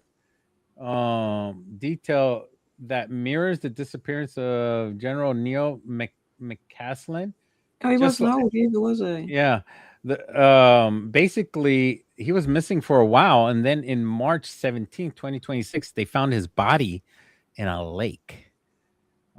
He drowned, mysteriously drowned. They say the police say it was a natural cause of death of drowning. There was no foul play. The police say another again. The police report no foul play. The suicide, no foul play. Again, another suicide, no foul play. Another drowning, no foul play. Every single one of these, no foul play. Natural death, no foul play. It's just seems to be one behind the other, and it's And the thing was that nobody caught on to this death, and they're like, "Oh, I'm so sorry. I'm sorry for your loss. Rest in peace." Man, that's a sad loss. Okay, okay. That's good. And then all of a sudden, here we go with another death. Oh my gosh, I'm so sorry for your death. Oh my gosh, friends or family. Let's not make fun of the family. Let's not get into a conspiracy or down the rabbit hole, right? And so we stayed quiet. Now we're coming out. Right?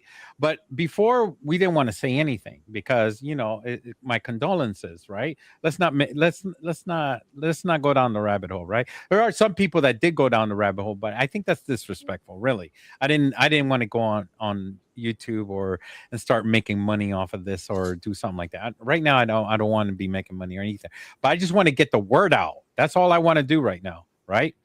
This is important. This is really important. So next thing, here comes another guy. This person mysteriously died, and then another person, and another person. Okay, so what's so special about this person? Well, not so much. It's everyone. That's what's freaking me out a bit. It's everybody this year either dying of natural causes, dying from suicides, or just missing, or just being murdered, period. So what is going on just this year alone? We're not talking about 2025, 2024, 2023. We're not even covering all those other years behind that. And this is all has to do with the whole UFO. Yeah. Guys, we really need to open our eyes. And the police are saying no foul play. That's and the whole public is suspicious because this guy wasn't saying, he said also as well, I don't want to end my life. And off he goes without his stuff out into the wilderness. He's a wilderness guy. He loved animals. He liked walking. He had a lot to live for. He had the dogs. He had his family. He had everybody. And then all of a sudden, next thing you know, he drowned in the lake. Something happened. And he was out. He came home, and then he just decided to go out again, but didn't take anything with him. That's so. Yeah, he left everything behind. The camera showed him, the Ring camera showed him walk right out, and then he was out of camera view. He just walked right out, and that was it. That was the end. Nobody saw him after that. It's like he walked out to see somebody outside without anything on him. Yeah. And then he just disappeared.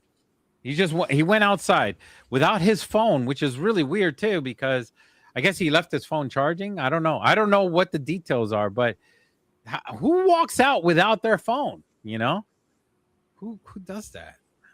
I'm dumbfounded. Yeah, especially this day and age. And he's a high level.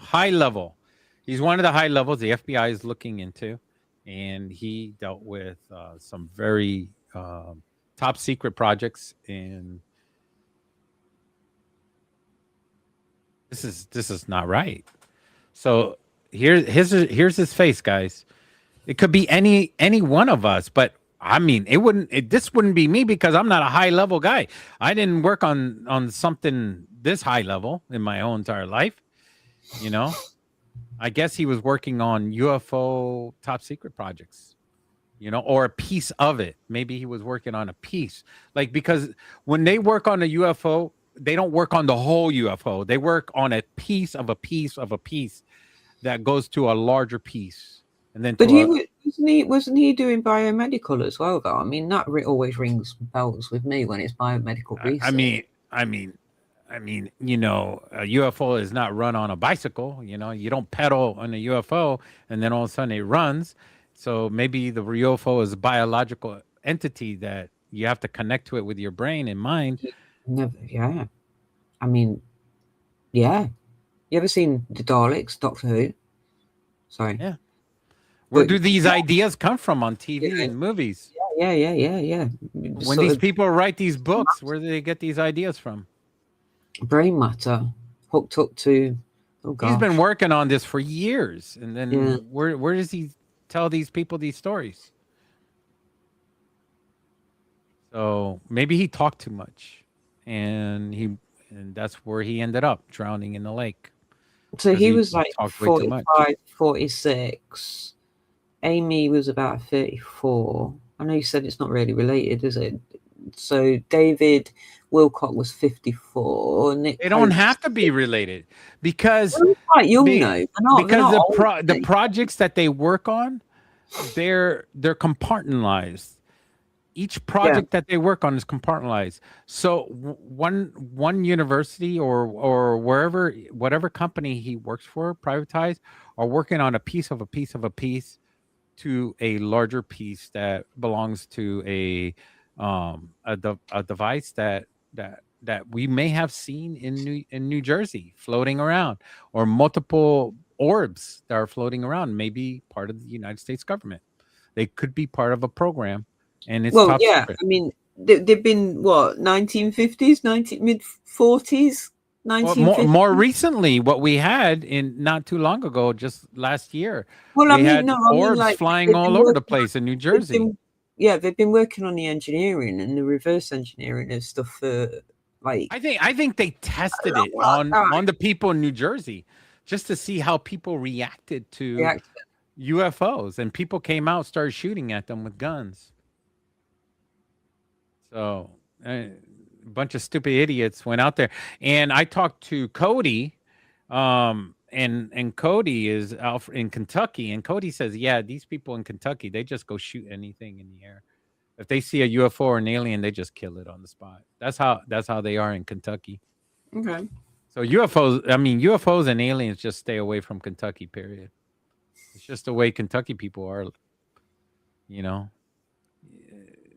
Just their mentality of things being different are, you're either a demon or you're an angel. They are ruled by religion, not by they're ruled by ignorance. They're not by sensibility. To me, it's ignorance that they're ruled by. They're not ruled by sensibility. They think anything that is not of Christian faith is a demon, and then all of a sudden they just go shoot it and kill it. And it could be a human being in an alien costume.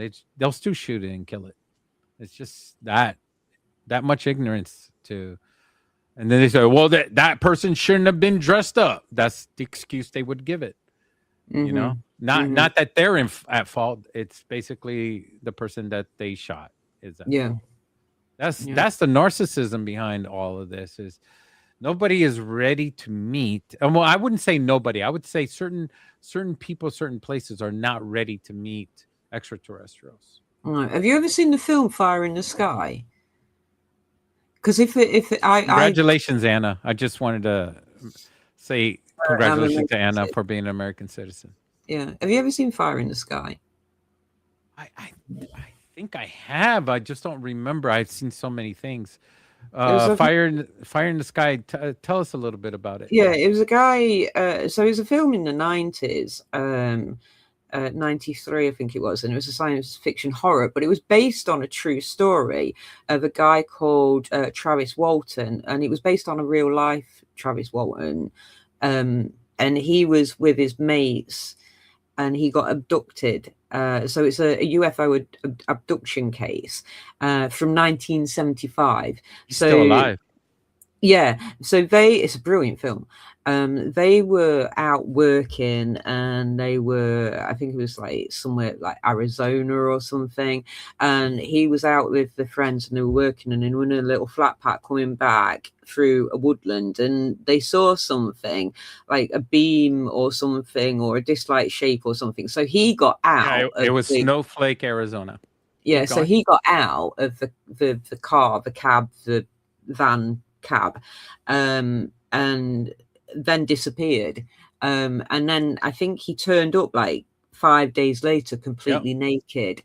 It's a really good film. Watch it. The actual and his co-workers encountered a glowing disc-shaped craft. It's so that's like So it's not just him. It's not just him that it's not like his word that, it didn't happen to him and he's some crazy kook that's trying to get some attention. He actually has proof from 6 other co-workers that actually saw this shape that dropped him off. He says, hey, here's your buddy that was lost. We came to drop off your puppy. The intelligent being. This is how I imagine extraterrestrials being millions of years evolved.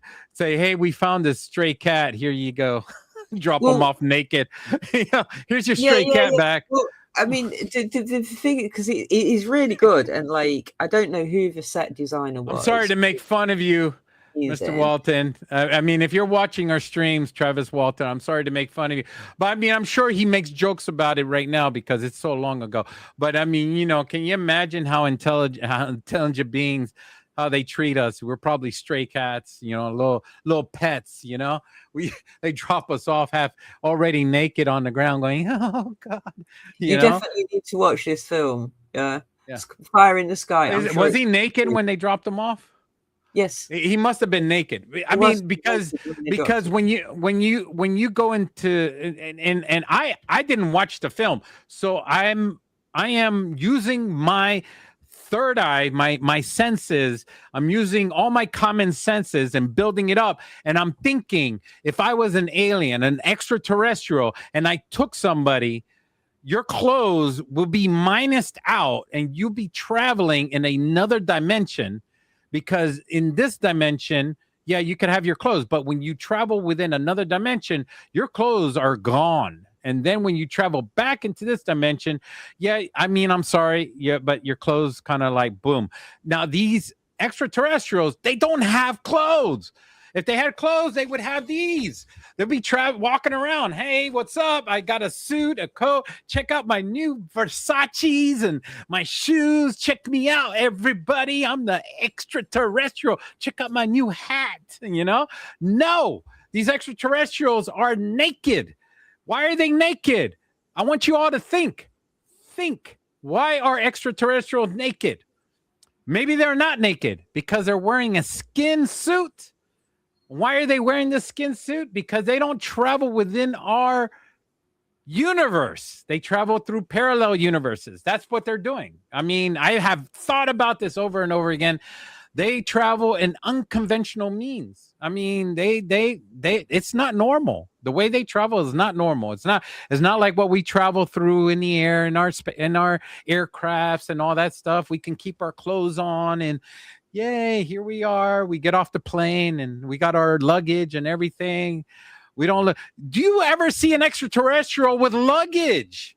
Do you see him walking around with a piece of luggage in his back or a book bag? He has a book bag on his back. Where's my luggage? Here we go. All right, here we go. All right, I'm an alien. I'm here to stay with you. Do you have an extra bed? All right. Here's my luggage. I made sure I packed an extra pair of clothes. And I'm an extraterrestrial and I'm friendly. No, the extraterrestrial does not have luggage. Ever, never, ever, ever. I've never seen one ever. Nobody's ever said they have luggage. They don't have a book bag. The only time you ever see an extraterrestrial with book bag is either E.T. He didn't even have one either. Have you ever seen E.T. with luggage? Unless they dressed him up. They dressed him up in the movie. I mean, Steven Spielberg is the only one that's ever been close to the truth. I'm going to be honest with you in any movie.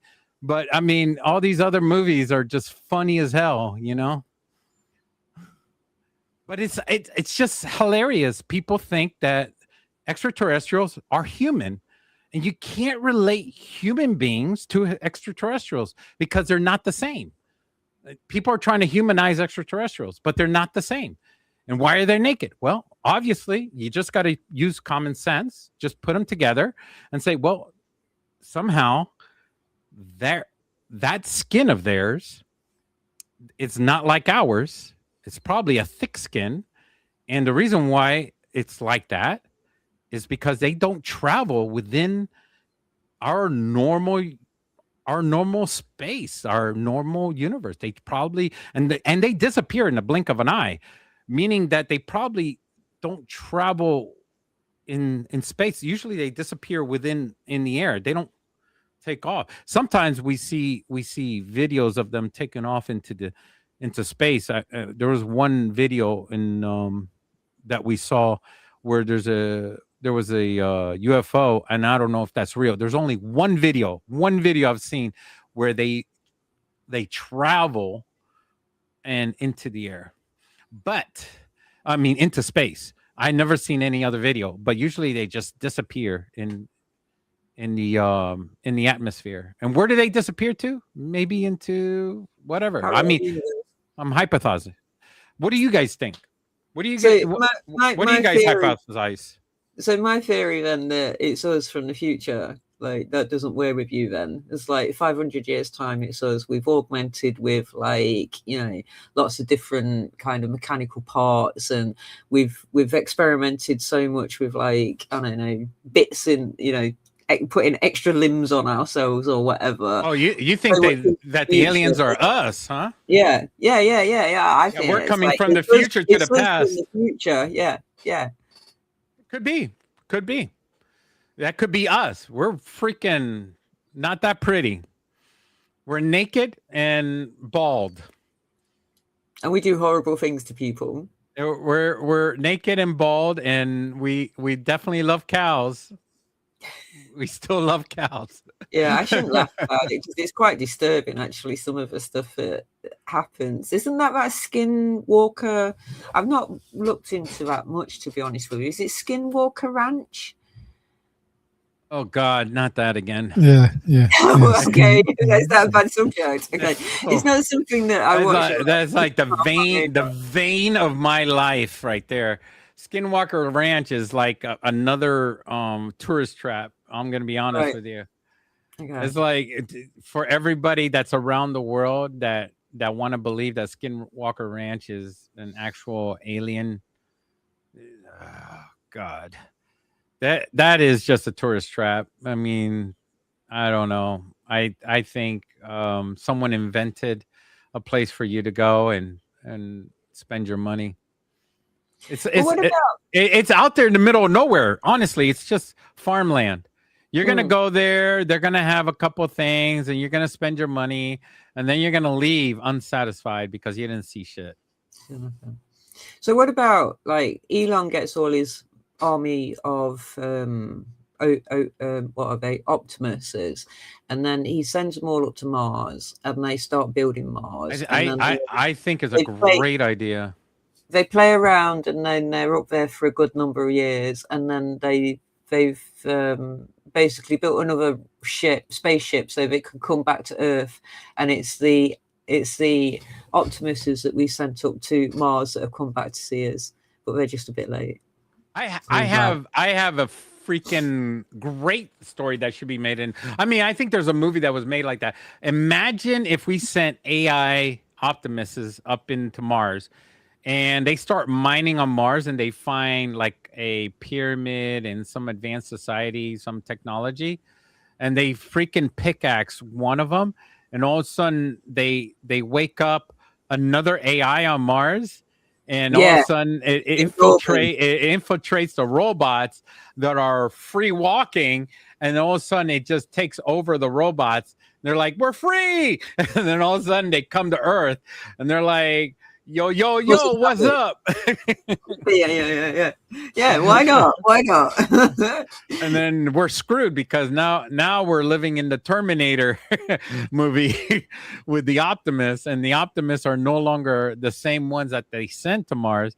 Now they came back pre-programmed or reprogrammed by the Mars AI. Exactly. You've got AI agents now that are doing anything and everything. They're doing all the work for YouTubers. This is why some people, their channels are just going like viral as soon as they put a video up, because they've programmed the AI agent. The AI agent's done all the research. It's got all the pictures. It's made all the video. It's edited the video. It's uploaded the videos, and it's made it go viral.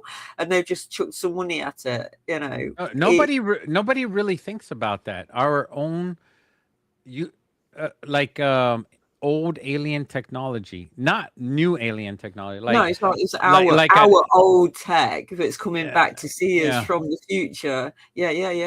But But here, actually, what they've here's got is even here's more the kicker. advanced. Here's the kicker. People don't really think too much about this.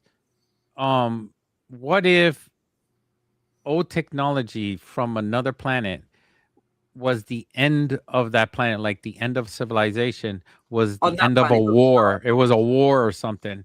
And we happened to wake up that old AI and it was a warmongering AI. And I mean that would suck. I well, mean, wouldn't that be? we don't want a warmongering AI taking over our AI because But wouldn't that be like the Anunnaki?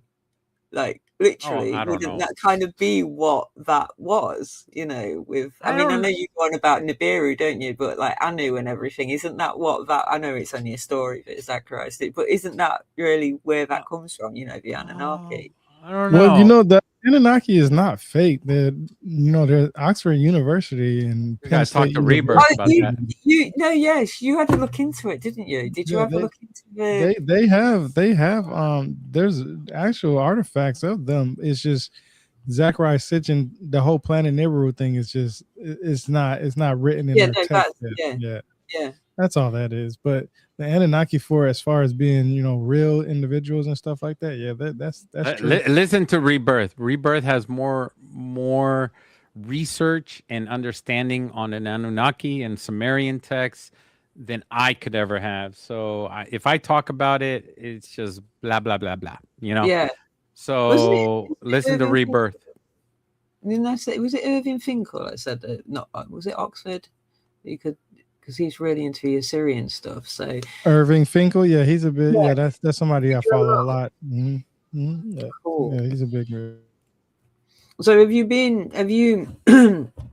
because you were in Iraq, so you've seen quite a lot of the I got to old. see some of the historical places and some of the stuff before they destroyed it. I got to see some of it. Yeah.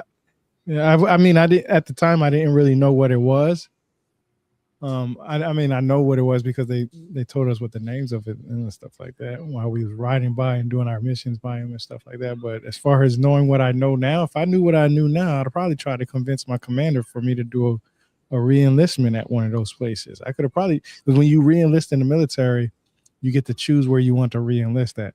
Oh, And do for you the really? most part, yeah, for the most part, they'll honor it, as long as it's reasonable and stuff. So I mean, telling if I had the opportunity, I mean, if I'd have knew what I knew now, I'd have definitely said, hey. And since I was in the aviation unit, I could have easily asked them to say, hey, can you take me over here so I can do a re-enlistment? That would have been something cool. But I wasn't into this stuff. Like I mean, I was into it, but I wasn't into it. Like right now, I'm into it to the point where I'm like, suffocating. Because I have a lot of information that I feel like a lot of people are asking. The whole reason why I started presenting the stuff that I presented in the first place is not because I was trying to prove anything or anything like that. I've seen a lot of people ask a lot of questions. And because I've actually read the material and seen the material and researched the material, I was like, well, shit, what better person to answer this than somebody that has the book in front of them? That's why every book that I carry, every book that I have in my library, every single one of them, I'm not even joking, every single one of these books that I have these tabs in there. And it's something that I feel like is interesting to me. And on my channel, I have what I've learned from reading this book series. So I basically just open up the book and read the tabs and give my commentary on it, what I've learned reading that and what I learned recently from it. So I don't take anything, for granted or anything. That's why I say when people say that they want sources, if somebody says something about Christopher Columbus, I'm going to grab the book and be like, this is what it actually says. And I'm going to leave the argument at that. Now, when you start attacking me and calling me ignorant and stupid and all this other stuff, then this conversation is no longer about intelligence. It's about who's going to troll who the hardest. And since I have time on my hands, you're probably not going to win this trolling event. So I'm going to go that route with you. That's why I tell people all the time, arguing with me is the worst thing to do. Because if we're going to talk about something, all I'm going to do is go to my library or one or two of my libraries in my house and grab a book, just one or two, three, maybe 4 or 5. And I'm going to grab a book and say, hey, this is actually what it says. And I'm going to leave it at that. I'm going to leave it up to you as an individual who's challenging me to go do your due diligence. Because if you're telling me that this book says that, my first question is going to be like, have you read it? And if you say no, I'm going to say I have, and I'm going to grab it and I'm going to show you. And that's how I'm going to show you. It's like my I hate to say it like this, but my social media is basically my resume, my credentials of what I know. Because it's literally all the books and all that stuff that I have on there. It's proof of work. Is that what it is? It's your proof of work. Yeah. That's what I'm saying. Like I don't have nothing to prove. Like I know that I know both sides. So when somebody talks about the Anunnaki and Zachariah Sitchin, I can say, well, I got his books. I can talk about what he said. Mm-hmm. And then when somebody says, hey, well, we're going to talk about the facts, I can go get a book and talk about the facts. You know what I'm saying? I can do that. I haven't even I talked about a lot about Billy Carson and Zachariah Sitchin, but I haven't even touched on Joshua Free yet. And I'm probably sure a lot of y'all don't even know who Joshua Free is. But he's coming back. He's coming up on the books that I'm doing for what I've learned from reading these books. And he's the same thing as Zachariah Sitchin. So it's not that I don't read, I don't just read academic books. I read everybody's books that I can possibly get my hands on. That's the difference, isn't it? With the Oxford University and Irving Finkel, that's real high-end academic. But when it comes to Zachariah Sitchin, although there were certain academic things in there, a lot of that was fictionalized because he made a lot of it. What he did was, and this is what I've seen. He took the mythologies and he went around the world to find similar stories. That's why everybody talks about the flood story. But I'll be honest with you, not going to hear about a flood story. You live by a body of water long enough, no matter what time frame, it's going to get flooded. And what do you do when you have a flood? You take what the most important things with you. So in reality, the whole idea of them being similar, people are going to do the same thing, right?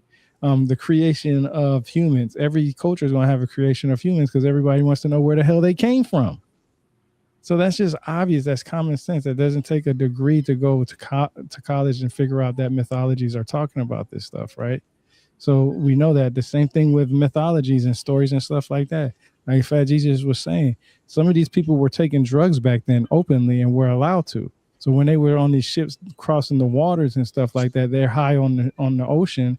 They see an animal they normally see. They're going to call it a monster. Yeah. Right. Well, our ancestors used to do magic mushrooms all the time and opium, goodness knows what. So that's what I'm saying. Like, you can't. For me, I just can't trust the stories for just because somebody says or it's an academic. I trust it for because that's what somebody said that they understand. Now the facts come into play if I go research that language myself and find out what it actually says. If I want to refute somebody, I have to learn the language for myself. I can't just say that person's wrong. But I can ask that person to give me a source for why they believe what they do. And if they can't provide that source, then it's not, how can I say? It's not golden for me. It's not something that I'm going to take and hold in the back pocket. I always take every piece of information and hold it in the back of my head. I would never deny any information. That's why I'm probably a very dangerous person in this field, because for one thing, I'm not stuck in one idea. I'm trying to figure out why people are believing what they believe in. Okay. Because I don't even know what I believe in. I don't have nothing to believe in. I don't have a belief system because of the simple fact that I've read too much. I do believe that there is one God. I do believe that because everything that I've read does point to that, whether it's been religion or aliens. I'm telling you, Dolores Cannon says in her books that they say that God, and not even just Dolores Cannon, other people say it too. Like William Bramley, I think that's his name, that talks about, he's like one of the most famous guys for UFOs and stuff like that too. He talks about that. So it's out there. The information is out there, is given to us, is told to us. All I want people to do is stop believing what somebody else says and just do your due diligence, because half these rabbit holes wouldn't even be dug if they would just take the time and read it. I always tell people, if you want to learn about ancient Egyptian mythology, you don't have to go read thousands of books. There's only three pieces of work that you really need to read: the pyramid text, the coffin text, and the Egyptian Book of the Dead. Those are the only three texts that you really need to pay attention to. The reason why is the coffin text and pyramid text, it basically tells you the mythologies by itself, so you don't have to worry about that. It's just like the Bible, I guess you could say, as far as, you know, what you want to believe and what you don't want to believe. And then the Egyptian Book of the Dead is the same thing. It's just a more detailed of responsibility of these gods. So you get the more responsibility of the certain gods. So you don't have to read so many information. You can get the name of these gods in this book and what they were doing in these books. Other people took these books and they expanded on their ideas on it from other studies. But if you're doing your own studies, start at those texts and do your studies from there. And it's the same thing with the Sumerians. You don't have to read so much. The electronic text corpus of Sumerian literature or the Cuneiform Digital Library Initiative is all you really need. And then there's the Babylonian text and so on and so forth that you can look at. But you don't have to read thousands and thousands of books. And I tell people this all the time. You don't have to read thousands and thousands and thousands of books. Just pick a certain amount of books and just read it. If you want advice, just ask somebody who's knowledgeable on it, and you'll know that they're knowledgeable. I don't think we're in a society anymore where people want to read anymore. No, they don't. They just want to read memes. No, they don't. They just want to see it for about 5 minutes and then actually go to the next thing. It's really interesting for me because you live in a gaming world and I live in like an old kind of country world. Well, I live in an ADHD world. Knowledge world. Like you live in what? Sorry.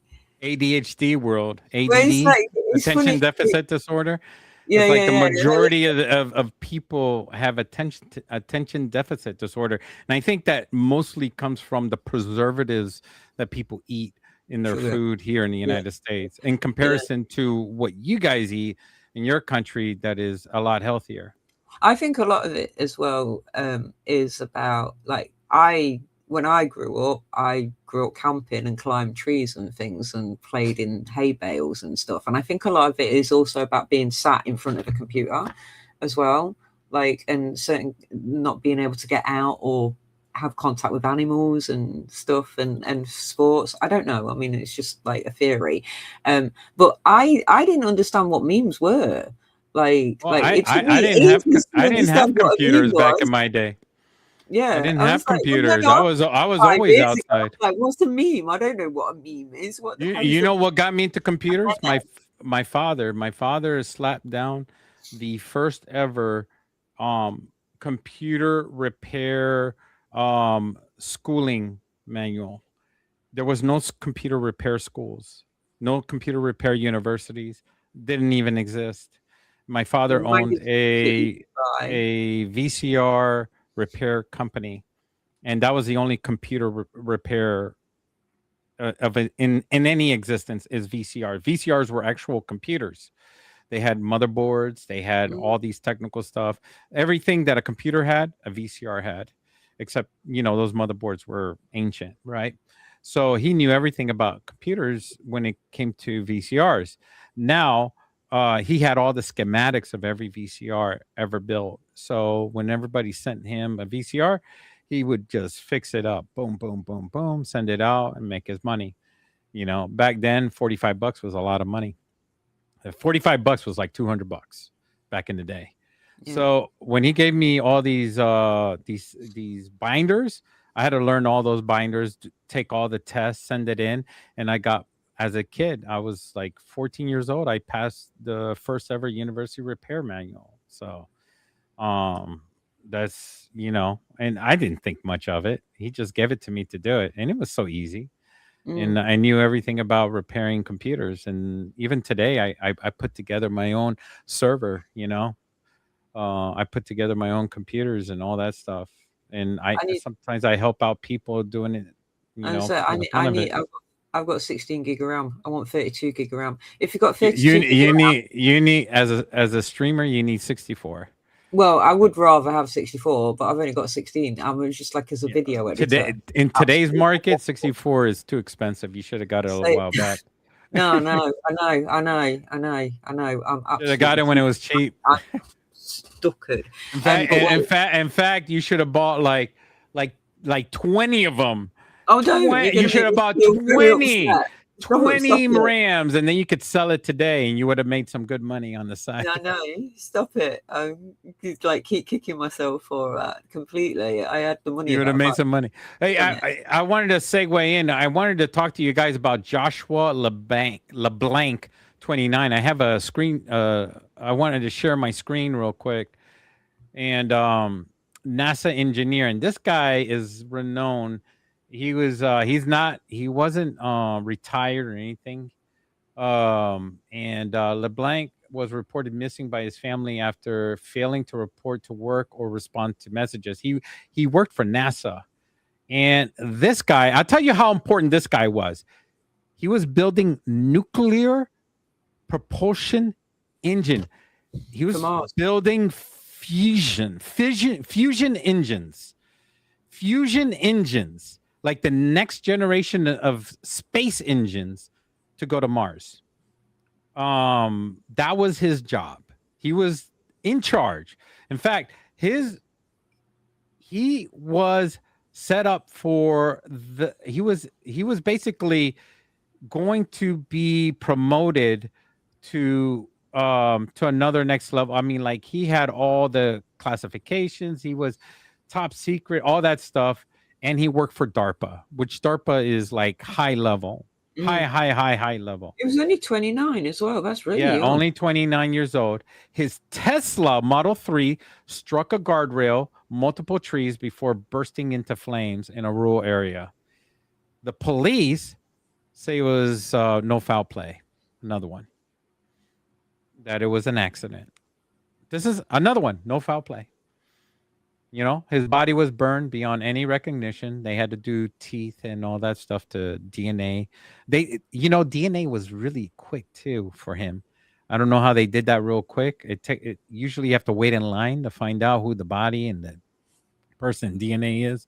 It takes about a month here because there's so much DNA. Like, it takes a while to do it because there's a long line, but they did it really quick. Like, in a few days, they knew who it was, you know? But, I mean, somebody on his level is going to have security clearances. Oh, yeah. He had a lot of security clearances. This guy was the top of the top. He was... And his case is one of at least 12 to 14 suspicious death or disappearances of American scientists in aerospace and nuclear fields since 2022 is what he's set up for. And anyone with a rational brain would think that's just not. Yeah. You know. A Tesla Model 3, safest car in America. Hit the guardrails multiple times in the tree. Like, come on, people. I mean, the car is so safe. If it hit the guardrail and burst into flames, I mean, like, the car itself would like, okay, I'm hitting the guardrail. I'm going to stop now. The guard, there's a guardrail here. All right. You know, okay. There's something here. I'm going to stop. No, this thing hit all the guardrails. It's like, it kept going, slamming into guardrails. Like, the Tesla had no idea it was hitting guardrails. It kept going. Bam, bam, bam, bam, bam. I'm going to hit this and I'm going to blow up as much as I can. Okay, let's go into flames and die. You know, it's kind of like, what the hell is going on? This is ridiculous. Teslas don't do this. This is a killer Tesla. Even Elon Musk is going, what the hell? This is ridiculous. This is a bad commercial for Tesla. I'm going to tell you right now. Tesla, this is unusual. Unless he was driving, but it was autonomous at the time. I think it's ludicrous that a Tesla that was autonomous at the time is gone berserk. It's a killer Tesla. And then they say no foul play. Okay, how about foul play of the Tesla? It's a murderous Terminator. Anybody? Yeah, is it possible to jam signals then to the, I mean, I don't know how it's expert. I don't know how maybe an expert. Maybe. I mean, somebody has claimed to hijack a Tesla. There has been people that have been able to hijack Teslas. There has been people to hijack jet planes and steal the signal and track jet planes that they're not supposed to be able to track. I've seen that on X, and you click on the link and you could see where Elon Musk is anywhere around the world, you know? And Elon Musk has been suing the hell out of this kid that has been able to track Elon Musk. Now you can't do that anymore because he upgraded all his shit. But this was back in the past where you could track Elon Musk anywhere he goes, you know? And they're not supposed to be doing that. There's where you're not supposed to be doing something and where it is possible to be doing something are two different lines. And I mean, I'm not making things up. I'm just going through the news and reading like everybody else, and I'm like clicking on links. I'm like, what the hell is this? This can't be AI. This is an actual radar of jets. I suppose that's another thing as well, because they can always blame AI because people would possibly take that on board as being the reason, when actually it's not AI, but because it's an easy scapegoat, isn't it, to use AI? Or one death, Joshua LeBlanc, and I want to apologize to the friends and family. My condolences go out to LeBlanc's family. I'm so sorry. We're talking about this right now, and we're sharing it with the world. If it was just his death, no problem. No problem. I mean, I'm like, okay, rest in peace. But the FBI is looking into it along with 14 other scientists. This is suspicious. This is ridiculous. And we're not talking about 14 on this podcast. We're talking about over 30, not 14, over 30 deaths. And we're talking about regular deaths. We're talking about people in their old age. We're talking about people that are young, like LeBlanc, you know, LeBlanc. What a cool name that is too. That's a beautiful, beautiful name.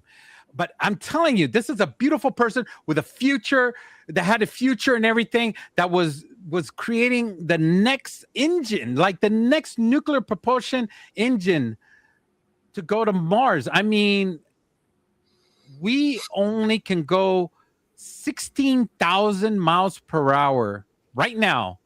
And I looked it up. But we need to go 60,000 miles per hour to get to Mars. And this engine was going to get us to 60,000 miles per hour. So that was what this engine was going to do. But we could only go right now with our propulsion system on our any rocket. We could only go 16,000. It will take us months and months and months, maybe a year or maybe a couple of years just to get to Mars. But with the new nuclear propulsion system, it's around 45,000 to 60,000. This engine's supposed to get us up to 60, maybe even more. I don't know, because it's top secret. We don't know. We don't know the actual speed. We would probably have found out when it became public, the actual speed of this nuclear engine. But I'll tell you what, why would they, if somebody is out to get rid of him, why would they do it? A religious nut job is the only answer I could think about. Someone that thinks that he's a demon, or that Lucifer is conquering the world, and he's creating a nuclear engine to free Lucifer from Mars, or maybe, I don't know what kind of nut job is getting rid of these people. They must be out of their freaking mind, their religious freaking mind, going around murdering people, because I can't think of any other reason why these people are ending these brilliant scientists, these incredible, brilliant scientists that are changing our world. They are doing some amazing things, and now they're gone. And then there's one other theory, guys. One other theory, and I just want to throw this out there. Maybe they're not dead. It's a crazy idea. Maybe someone is planting their DNA, and they're in an underground facility, alive. Witness protection. No, they're doing all this science, and they're doing all this stuff underground, and we'll never see them. They'll never see the light of day anymore, or they're in a town somewhere that is completely closed off, that they'll never see anybody ever again, or nobody will ever be able to communicate with them ever again. They're somewhere, and they got a new name, they got a new passport, new everything, and we won't ever, we can never put two and two together. They're gone, like their real life is gone, and they have a new life now. So that's another possibility. But I mean, burnt beyond any recognition. There are people that are theorizing if the body is completely burnt and the only thing they could go off is by teeth Teeth. and DNA, then I mean, how do you get DNA from a burnt crisp body? That's a really difficult one. I mean, I didn't know that was possible. I mean, I'm old school, criminal justice. I didn't know that you could get DNA from completely charred remains. That's pretty new to me. There must have been something left. Oh, this sounds a bit hideous. There was a plane crash recently as well in that particular area. Where is it? Huntsville, which is where he was, and then Amy, she was in Huntsville as well. So apparently there was a recent plane crash, and that was Tony Moffat, Mark Wade, and his relatives, including his son, and he was a research engineer at the University of Alabama in Huntsville.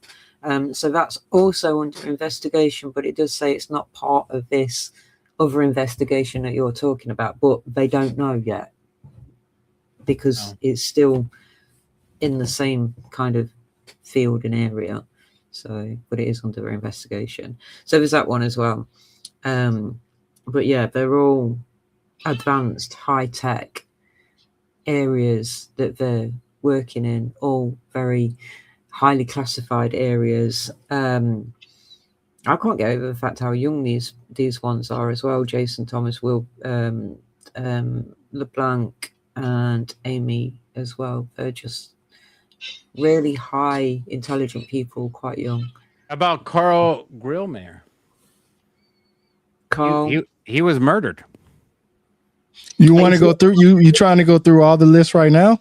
I mean, I'm going through some of the most. Well, let me know ones. because we already at 2 hours. That's why I'm trying. Yeah. That's why I'm asking. Well, he's an astrophysicist, and he was fatally shot on the front porch.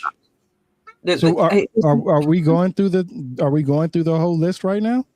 Some of them, just some of them. I mean, if we're done, we're done. Because if we can make this a part 2, we can make this a part 2. Some people don't listen past 2 hours.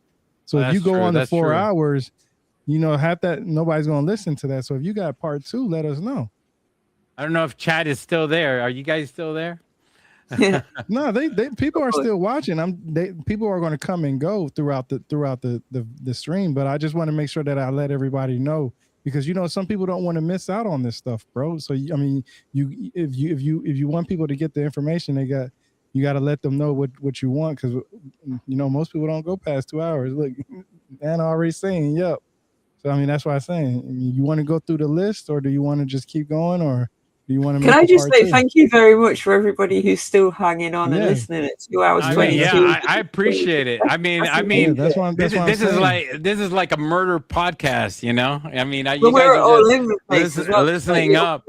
I mean, this is turned into. I have on my screen right now 64 people watching. And usually, you guys are I'm doing this for all of you. I just wanted you guys to listen up and know the facts on what's going on. If you're gonna do it, just do it. I just want you to know that when it comes for most of these podcasters, I want our listeners to know that we're not stupidly going through life. Not acknowledging. No, not that, bro. I'm just that we're not acknowledging these people. We're ignoring these people's death, and we're just keep going with our own life, and not thinking about them. We have to pay some type of tribute of some kind, and we need to voice. We have to say something. We have to say something because what if it was us? That's why I'm saying that. That's why I'm telling you that if you want to do it the right way by sitting here. If you go 2 hours now and you go for another 2 hours because you only went through like 2 or 3 people, you said there's 30. If you go longer, a lot of people when this stream ends, they're not going to want to watch it. I'm going to be honest with you. I started off with just 13 people, and I'm like, God, what if there's more than 13 people? And I actually Googled I went to Google AI. I was like, is there more than 13 people? And then Google was like, there's just 13, 14 people. And I said, you need to look further into this because there's got to be more than 13, 14. There's something about this. And we went over everyone, like everyone and anybody doing anything. And it's over 30 people. It doesn't matter. You have to include also the ones that have died naturally too, because if there is a serial killer, I mean, and I'm not trying to say that there is, but if there is, they could take advantage of older people just as much as young people. So if there's somebody checking off a list, you know, and started off years ago, then, you know, that's what we're looking at. We're looking at somebody that's just loving it. They're just going through the whole list and just knocking out people because they have some religious belief that these people are just demons or something. Like they're some kind of hero. They think they're some kind of hero. They think they're Dexter. You ever see that TV show Dexter? So, you know, they think they're doing some kind of good by getting rid of these people. And I'm assuming that this is just way too, I mean, they're just getting rid of people so fast. There's a lot of people dying. And every single time police officers come back, there's like, no foul play, no foul play, no foul play. I'm like, well, okay, you know, they're either no foul play or whoever's doing this is really good at their job, or they've been doing this for a while now. They just know how to do a suicide, and they know how to make it look like it's a suicide, and they're just really good at it. That's pretty much what it is. So we need to keep our ears to the ground, and we gotta look out for each other. Everybody, please look out for each other. And I mean, don't go up to the next person at the convention center. You gotta watch out for yourself, you know. don't be creepy, you know, about it. Don't be like, oh, watch out, children. You know, no, I don't want you to be next. No, don't be creepy, you know. Just watch out for each other. Just take care of each other, and just care for each other, and just, you know, and just check on each other. You know, that's all it's all about. Is like, I'm trying to figure out a way how we can watch each other's backs and make sure that nothing bad is going to happen to the next person, because we need to make sure we catch whoever it is that's doing this, or catch them in the act, or catch them on camera. You know, I mean, hopefully we could catch them on camera. Then the gig is up. Hell yeah. Well, thank you guys. I really appreciate you. I appreciate all of you that are watching right now. You guys, we couldn't do this without you. It's the viewers that make this happen. It's because of you. Thank you so much. I'm Fat Jesus Live. Thank you, Rebirth, for hosting us. And Diddy, you are a fresh breath air always. Hair. Well, thank you for inviting me, and thank you also for the thought-provoking conversations. And the one thing I suppose about all of the people that we have been discussing is that we can say that the scientists did help to advance human knowledge and hope and promise for the future.